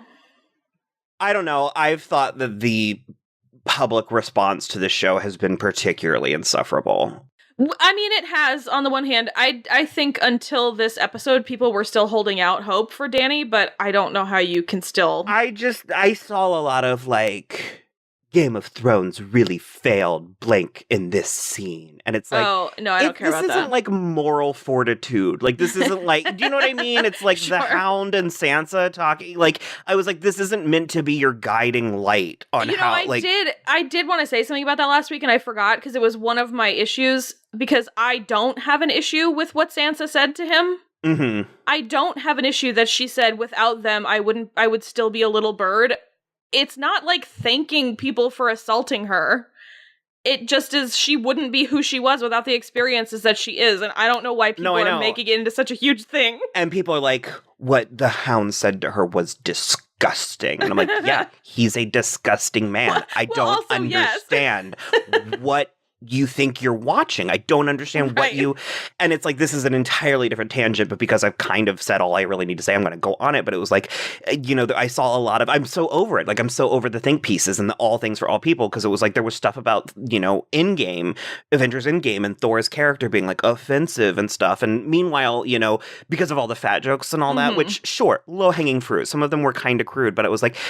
Meanwhile, nobody mentions that he's actually still this literal badass hero. It was like somehow that everybody missed that he still was amazing. It didn't impede, like he didn't have like a workout montage and get all hot again and then suddenly was a hero. Like also didn't fail because he was fat. Yeah, and I was just sort of like, all things cannot, like something cannot be all things to people. And so it just sort of, and I think that's what I was getting at last week, where I was like, this show has really painted itself into a corner where it's like the expectations are so high for so many people in so many different ways. I mean, there's so many tribes watching this show for specific reasons and wanting different outcomes and stuff. And, I don't know. I want to see what they do with Dany. And again, I was even for Mad Queen. Well, it's too late now. Yeah, the focus of how she was decimating innocent people it's unforgivable. It's absolutely unforgivable. I'm also now sad that Jaime can't live up to his nickname. Oh my God. Because now it's definitely got to be Arya. Mm-hmm. That kills her. Probably wearing Jon's face. Yeah. I saw this like neat and this is my issue with fan theories, because my mom loves them, and she was like talking about them to me, and I was like, you gotta stop, because my issue with fan theories is I ultimately end up liking them better than what things do. And I guess there was a fan theory that the mountain had Rob Snow's head, or Stark, Rob rather. Stark's head. Oh, because when they killed Rob, they sent his head to King's Landing, and it like syncs up with the mountain. And if you remember, he like his head was crushed or something. I don't. Yeah. But yeah. And there was even a big reveal in this episode where he took the helmet off, and I was just like, oh, it looks like what I thought it would. It's just that guy. Yeah, it's the dude, only just kind of pink and gross. And that stuff was really, and that I think was really inspired. All the Red Keep stuff, the way that the show captured the feeling of the war from inside the castle, the crumbling and that huge fight on the staircase, and like just the power. And again, that where I was like, it was cool seeing the dragons used like in all its glory for once, because it was like, I mean, it was like a medieval version of an atomic bomb. Yeah. Also, where there was so much wildfire left. Mm-hmm. Where was it? I thought they had said previously that she had like set it up. Oh, like everywhere? Yeah, I think she had set it up as like kind of traps and stuff. Because I literally was like, what did she go down there and scrape it off of Lancel and like put it in more pots? Like, I don't understand. No, I mean, maybe I was making that up. Maybe that just seems like what it could have been. But yeah, we didn't have. Well, we lost Varys in this one. I am sad about it. Were you? I was curious. I love Varys. Varys. It was like. For, like, the first 3 seasons, Varys, Tyrion, and Littlefinger were my favorite characters. And, like, we only have Tyrion left, and his brain has gone walkabout. He is not doing good. It is just like a didgeridoo. I just am like, why do you think that Cersei is going to listen to you? Why do you think that Cersei is going to listen to Jaime? Why do you think that even if you ring the bells, anything is going to happen? She did. I mean, she was staring down, you know, the edge of the barrel of the gun. She was like 1 minute from death. Of course, she listened to Jaime then, but she wasn't about to be the one that rang the bells. I was gonna say, because you said the 3 of them were your favorite, I was gonna be like, how about that badass hero walk with Grey Worm and Davos and Jon Snow? I mean, it was fine, but also I'm done with Grey Worm. What did he do? He just running the guy through? Kept fighting that guy. They had surrendered, and he threw his spear through him. That's not the guy who killed Missandei. I'm sorry that she's dead, but you're acting a goddamn fool. Okay. I get that. So stupid. But he was also doing what Dany was doing. I mean, he's... acting a fool! Yeah. I just, like, I don't... It feels very out of nowhere in the last 2 episodes, like last week and this week, and I don't like it. There wasn't enough build up to it. There's not enough time to finish it out, so she's just gonna be crazy for like a day, and then Arya's gonna kill her, and then we're gonna be done with the show, and it's gonna feel so stupid. Yeah, well, I will say that had they accepted the surrender, you know, Cersei would have pulled out another ace. Like it would have been probably. But it sucks that the people suffered, but because you're right, the dragon could have gone right to the Red Keep. Exactly. It's just it's real stupid, and it does go back to what she said to Jon when he like. First of all, she just is full crazy now because she this whole time has been like, am I your queen, you know, above all others or whatever? And he's like, yeah, you're my queen. And she's like, am I only your queen? I don't understand. And then she's like... I didn't think I was going to take you all the way out with that. It's too true. It's too real. So she does that, and then she's like, okay, fine, I'll do it with fear then. And I'm just like, what? She's gone like full-blown crazy girlfriend. I know, it's ridiculous. I saw this Vine. It cracked me up. A Vine. God, I keep dating myself in the most embarrassing ways. Did you see a TikTok? I saw a video on Twitter, and it was this like little girl like struggling to comb her hair, and she was just sobbing. And it said Daenerys trying to do her hair now that Missandei's dead. Solid. That is so solid. And because even in that first scene, her hair was a damn mess. And I was like, oh my God, the show went there. I loved that. It was like, because you're like, she's not doing that to herself. No, of course not. I don't know. I was pretty bummed to lose Varys. I ultimately do like how it played out, and I liked his things with Tyrion, where he was like, I hope that I'm wrong. You know what I mean? Like, I hope that I deserve this. Yeah, exactly. No, I totally agree with that. And as always, I have totally forgotten that actor's name, but he is spectacular. I've always loved him. I don't know. It's whatever. I mostly, at this point, it's never gonna be satisfying to me. So are you there? Okay. The ending of the show is never going to satisfy me, so at this point, I'm watching it to finish watching it. Okay, but I'm a little bit better than you. I'm enjoying it a little bit more, but I'm still not enjoying the spectacle. The spectacle is great, and I think the acting is all still very good. But it's like I feel like we are losing people because other people are acting stupid in a way that doesn't suit their character. Well, it's like the show has almost become a parody of itself at this point. Yeah, it's like the characters right now are like the season 9 version of the Friends characters. Yeah, exactly. They're like all dialed to 11, and it was like they went from like 4 to 11 with like no buildup. This is what would be happening in like a movie or TV show that was sort of making fun of it. Like, yeah. Yeah, and so then I was bummed to lose the Hound. Also, I guess that is the only way to kill your zombie brother. But I really thought that headshot was gonna work, but it did not. He still had an eye to open. I was shocked at that, but that too. The Arya stuff I really liked. Me too.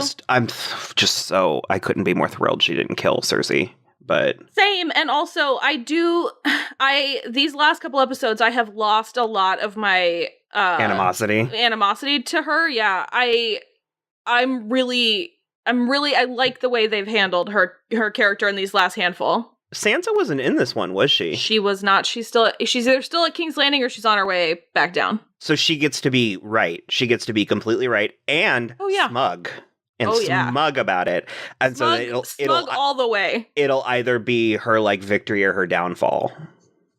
Yeah, it depends on if she arrives in King's Landing at the beginning of next episode or the end of next episode. So yeah, I don't know. My biggest problem with this season is, and I put it on Twitter too, there's been so much very intense and very specific and very clear plotting with all of the characters from season 1 until now. Everything has felt so meticulously done. And now everyone's ass is out. At all moments. Everyone's just walking around with their ass out. And I'm like, the hardest part. What are you doing? That's the hardest part. You're right. Everything felt so deliberate in the first 6 seasons. And now it's like, this might as well happen. Exactly. It's so frustrating. That is completely, and it's not outright bad. It's just uninspired. And that's interesting. Yeah. Did you see that thing that I retweeted the other day where it was like advice for writers, and it said, write as if D.B. Weiss and David Benioff will finish your book if you don't. That's really good. And I was like, girl, if that's not good advice, I don't know what is. Like, all the pieces are there, but yeah, it just, and that's the thing that we always said about the show and George R. R. Martin's plotting, is that they had this way of like surprising you, of like blindsiding you with the single most obvious outcome. And with this, it's sort of like, we're not being surprised. We're like rolling our eyes at it. And it's just sort of like, and again, like I said, I just because I've been, blowing at this horn for 8 years, but I am so pleased with the culmination of Cersei and Jaime's arc. So it was a mixed bag for me. I'm a little bummed Jaime didn't make it, just because I thought there was a reality where he could, but it does have the perfect symmetry. Yeah, so I never did. I'm totally fine with it, but there was a reality for me. He's too much of an idiot. He's too worthless. Like, he's worthless? Yeah. I mean, he's not worthless in the sense that he got the job accomplished. Like, he got the things done, but like this is the man who left Brienne to do this. Yeah, it's like he's a fuckboy. He's the ultimate fuckboy. It's this couldn't go down any other way. No, I agree. I definitely agree. So I'm sure I have more to say. I can't really think of anything. I'm glancing at my notes. Yeah. We'll see. We'll see you next week to talk about the end and frankly listen to future episodes for the next few months, because I'm sure we'll come back to this. And as I know my feelings will most likely evolve. But I think we made some good points. I think we nailed a couple things. So I've got a fun prediction that will take many moons to see if I'm correct or not. But I got a really fun just little niggle in the back of my head where I was like, what if George R.R. Martin told them all of this stuff that was supposed to happen and the books are totally different? I mean, I think I think some things will be flat out. And frankly, I think they probably made a decision to change some things. Interesting. I was just like, what if it's like the opposite of what's happening right now? And he just is like, suckers. Cersei marries the Night King. Right. That would be hilarious. So, okay, well, we'll see you next week. And who knows? God knows. It is anybody's guess. Spin a wheel, throw a dart. Yep, I couldn't agree more. Bye. Bye.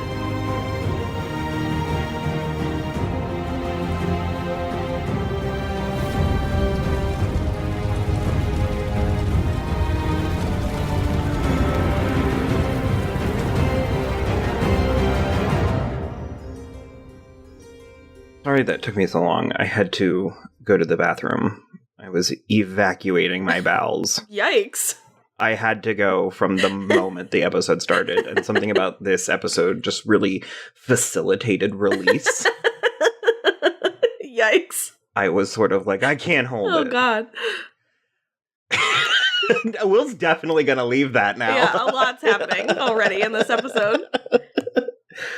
It was weird. It was a weird viewing experience. Yeah. Did you find it that way? I did. I have like a decent amount to say. Not like too much, but it was weird in many different ways also. Well, I was going to start off by throwing you under the bus, and I was going to tell you to defend yourself if you wanted to, but you had decided you hated it before we already watched it, right? No. No. I didn't hate it. I didn't hate everything, but I just can't help but keep going back to the whole, they could have had as much time and money as they wanted, and they chose not to. And so, not only did a lot of things turn on a dime in like the last 3 episodes, but it really does feel like the height of male arrogance. Yes. So not only that, but then, and your mom was here tonight with us too, and she said the same thing. They were wasting huge swaths of time in this episode with silent, lingering shots on Tyrion's face, on Dany's face, on Jon's face, like minutes at a time. That didn't matter. We were 40 minutes into the episode before anything of consequence happened. I was astonished because Anne said that, and I was like, I shot to my clock because I was like, I could pass a lie detector test saying it had been 12 minutes. Yeah. And that makes it sound good, but it's like, no, I don't mean that in a good way. No, it was just, it was literally nothing. It was 9:40 almost to the second when Jon stabbed Dany. Mm-hmm. And I was like, what have we been doing? Tyrion walked through King's Landing for like 10 solid minutes. It was absurd. There's no excuse for them to have wasted so much time that we could have been establishing. Especially when we don't feel like the story had been properly served. The story hadn't been earned. And that's the thing where it's like, if you had 3 extra episodes last year and 4 extra episodes this year, some of this stuff would have landed in a way that, like, by the time Jon stabbed Dany, I was like, well, whatever, she fucking deserves it. She can't be queen. Who gives a shit? That's not how I should be feeling in a finale of a show like this. I was in a weird place last week because for the most part, I ended up enjoying it, and I was actually in a defensive stance last week. And, you know, there's been discussion between you and me and Will as to whether or not I'm contrary, and I object to that phrasing, but it's not. Are you contrary to that? Yeah, I am. It's not entirely untrue in the sense that if I feel a large group of people pushing one way, I have a tendency to step back and go, well, wait a minute, why? You know? And so it's like, if I feel everybody leaning a certain way, it does make me be like, I don't want to be a lemming. I don't want to just fall in line. So let me evaluate how I feel about this. And, you know, sometimes I am. I don't always think I am, though. And it's like the issue that I'm having, and we said this last week, and this is the kind of thing that it's going to take me a while, like several years to really decide how I feel. Certainly hours into weeks and stuff like that. But I think my issue is that I really don't have a single problem with any of the individual plot elements. Right. But I have a lot of problem with how we got to them. Yeah, I would say that sums up how I feel pretty well. Like, and I'm pretty sure I said it last week, but I've definitely said it since then in, like, private conversations. But I don't have any problem with Dany the Mad Queen. I find that fascinating. I think Emilia Clarke could have been up for it and everything. What I have and we've been there with her the whole time. Like, we never loved her. She was never Misa to us, you know? Exactly. And that's the thing. And, like, all these people since last week have been like, the seeds have been sown since the beginning. And I'm like, there have been mentions that the Targaryens can go crazy, but she went crazy in episode 5. There was nothing before episode 5 where she was actually being the Mad Queen. And that's my problem. I don't mind that the show went there.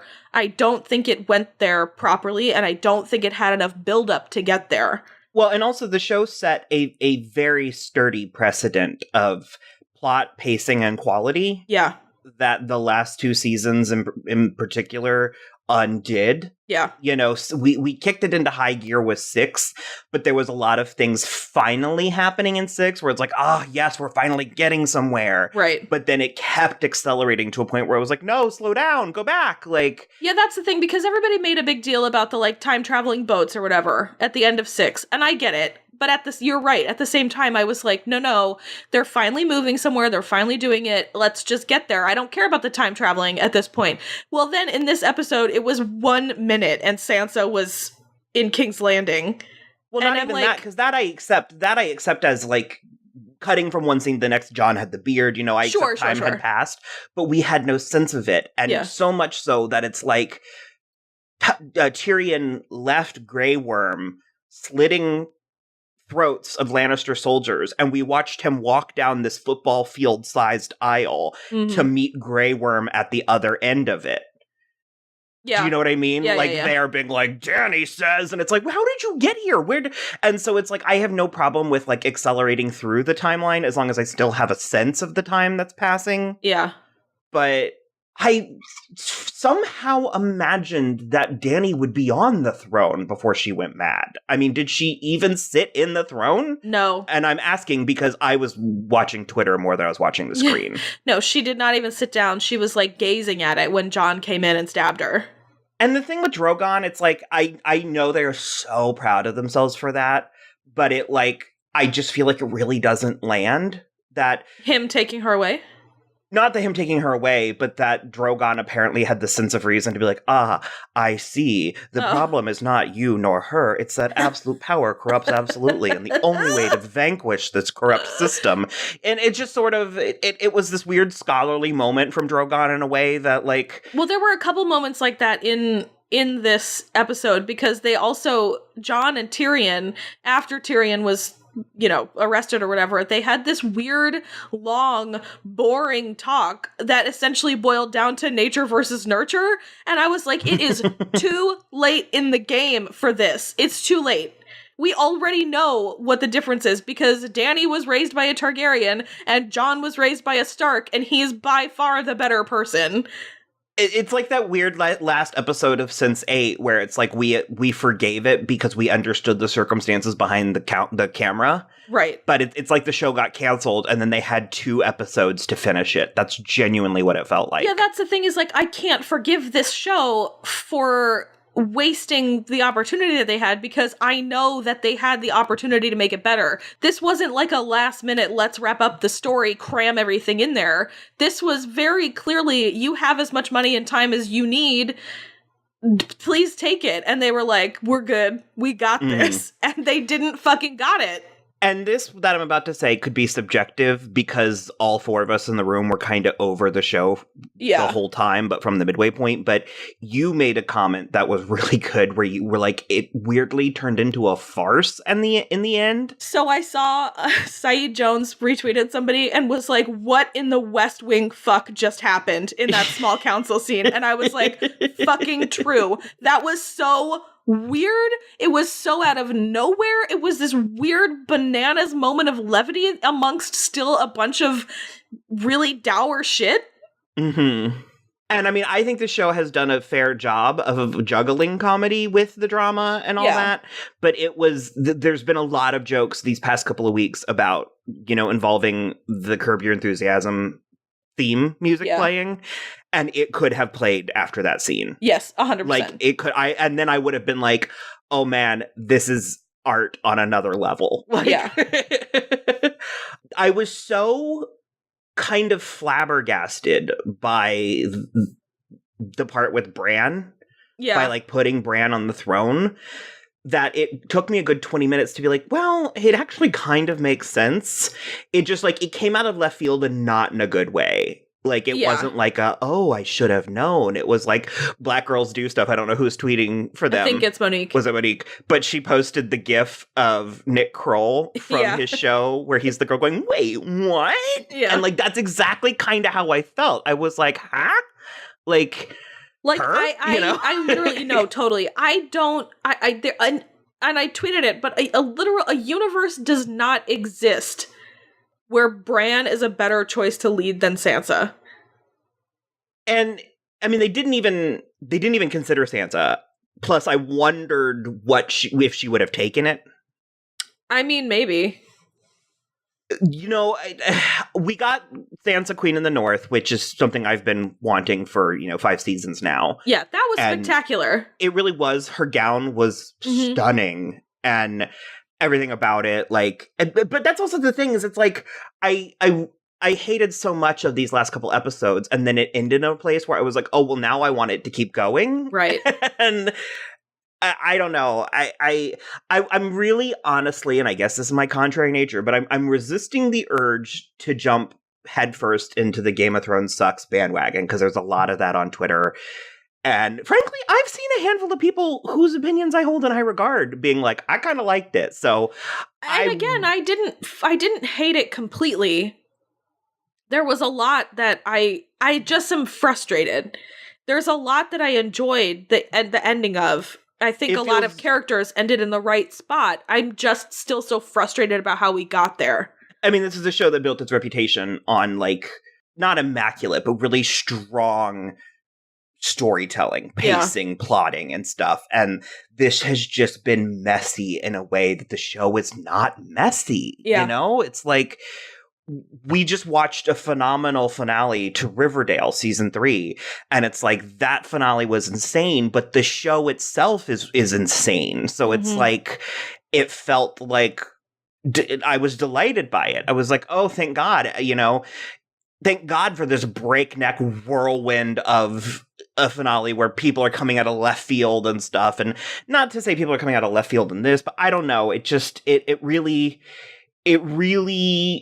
unraveled, in my opinion. It really just sort of, there was a bit of a, like, pay no attention to the man behind the curtain type thing. And look over here at the spectacle. And I do have an overall sense of, oh, like, that was it. Okay. It's very, I mean, I don't think I can, what's the Lost, I guess, is the last thing that was closest to this, the last TV thing that was closest to this. But you and me weirdly, we liked it almost out of the gate. Like, well, that's what I was gonna say, is for this being the first, like, big deal finale in so long that, like, people have been, like, clamoring for. The world is waiting, yeah. They really biffed it at the end. Like, really a lot. Like, too much. Because, say what you will about the Lost finale, but at least it has some fucking closure. Like, yeah, this is just, like, tripping and tumbling over the finish line. And this is also deliberately open-ended as, like, in what feels like a cash grabby way. Because you know that they're gonna try to make a spin-off about Arya. Yeah. I just, that's where I am. I will say, I am still completely satisfied and thrilled with Cersei's ending. I am there completely, even with the Jaime stuff. I know you don't agree with the Jaime stuff. I kind of wish that we had been recording our conversation earlier, but... I am, again, as always, fine that he died that way. I, in retrospect, hate the stuff with Brienne because it makes him more of a dirtbag. I don't know why they gave him such an arc towards being an honorable man. Well, because he literally sacrificed every ounce of his honor at the end.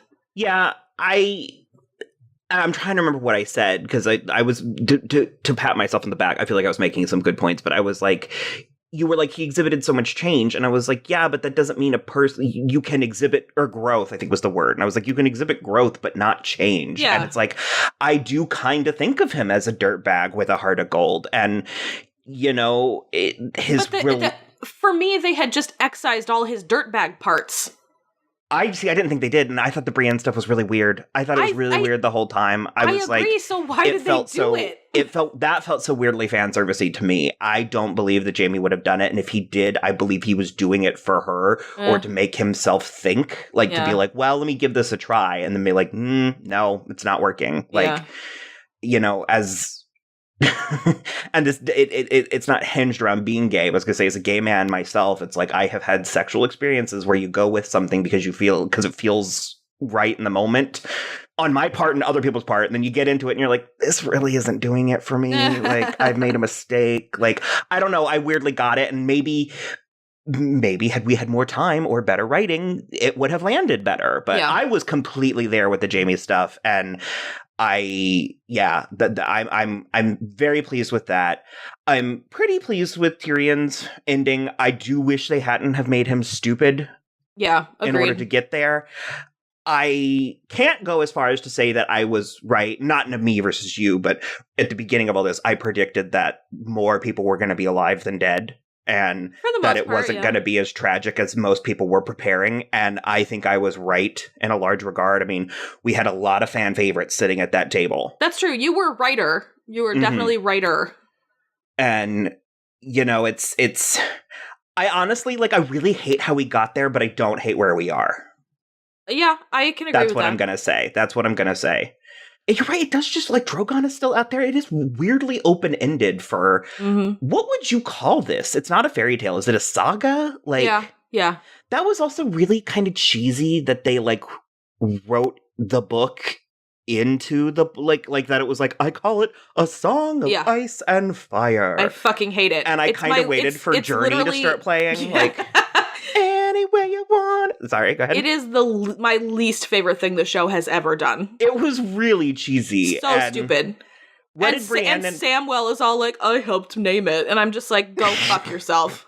That almost retroactively earns it, because I'm like, that sounds right. That's what Sam would do. It just was very, like, Lord of the Ringsy in, like, a bad copying way. Yeah. You were about to ask me about Brienne? What did she write in the book? She finished Jaime's story, yeah. And what did she end up saying about him? Did she say he went to see Cersei? No, it said he died defending his queen. So it was, like, intentionally open-ended. Yeah. She, made it nice for him. Yeah. I like it. I do. I like it. It's poetic. I like it, but again, she should have put herself in the book when she was done with that, and she didn't. She wouldn't. I know, but someone should. Sam will put her in there. Okay. Or Podrick. Yeah, it'll get done. And Podrick's a knight now. That was nice. Mm-hmm. I like his gold armor. Yeah. We never got to see it. I'm mad. What? You know what? His penis?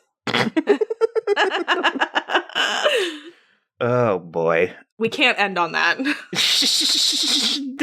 end.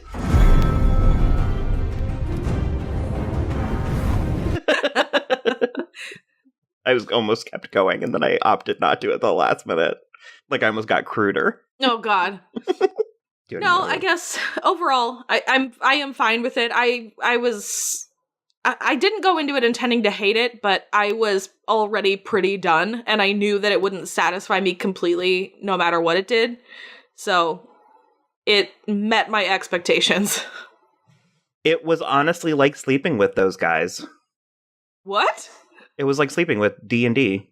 Oh, it met my expectations. I went into it feeling like I wasn't going to enjoy it, but it ultimately ended up meeting my expectations. Yeah. Sex did happen. And that's all we can say. Parts of it felt good. At the wrong times and wrong places. Shit. But poor Amanda Pete, I guess. Ultimately, we did finish. And it's up to you to really do the work at the end. I was going to say, ultimately, we did finish as we wrote our fanfics later. Yeah. I feel bad. I don't know. It's fine. They're fine. They're both handsome and... Well, one of them's handsome. I mean, they both are, but one is handsomer than the other one. The one that's banging One is Pete. an objectively handsome man, and the other one is handsome for a producer. Mm-hmm. We're being so nasty. It's whatever. It's so late. I'm sick. They can handle it. Yeah, you are. It is, and you are. Do you want to end there, or? Yeah, I mean, like you said, this is going to come up in our conversations for weeks and months to come. So, okay, well, as always, you can follow us on Twitter at So I'm Watching, Instagram at So I'm Watching This Show. We are also on Facebook and Tumblr, So I'm Watching This Show. Will apparently is going to put Any Way You Want It by Journey on the Spotify playlist, So I'm Watching This Show, the music. And other than that, just please rate, review, and subscribe wherever you listen. Bye!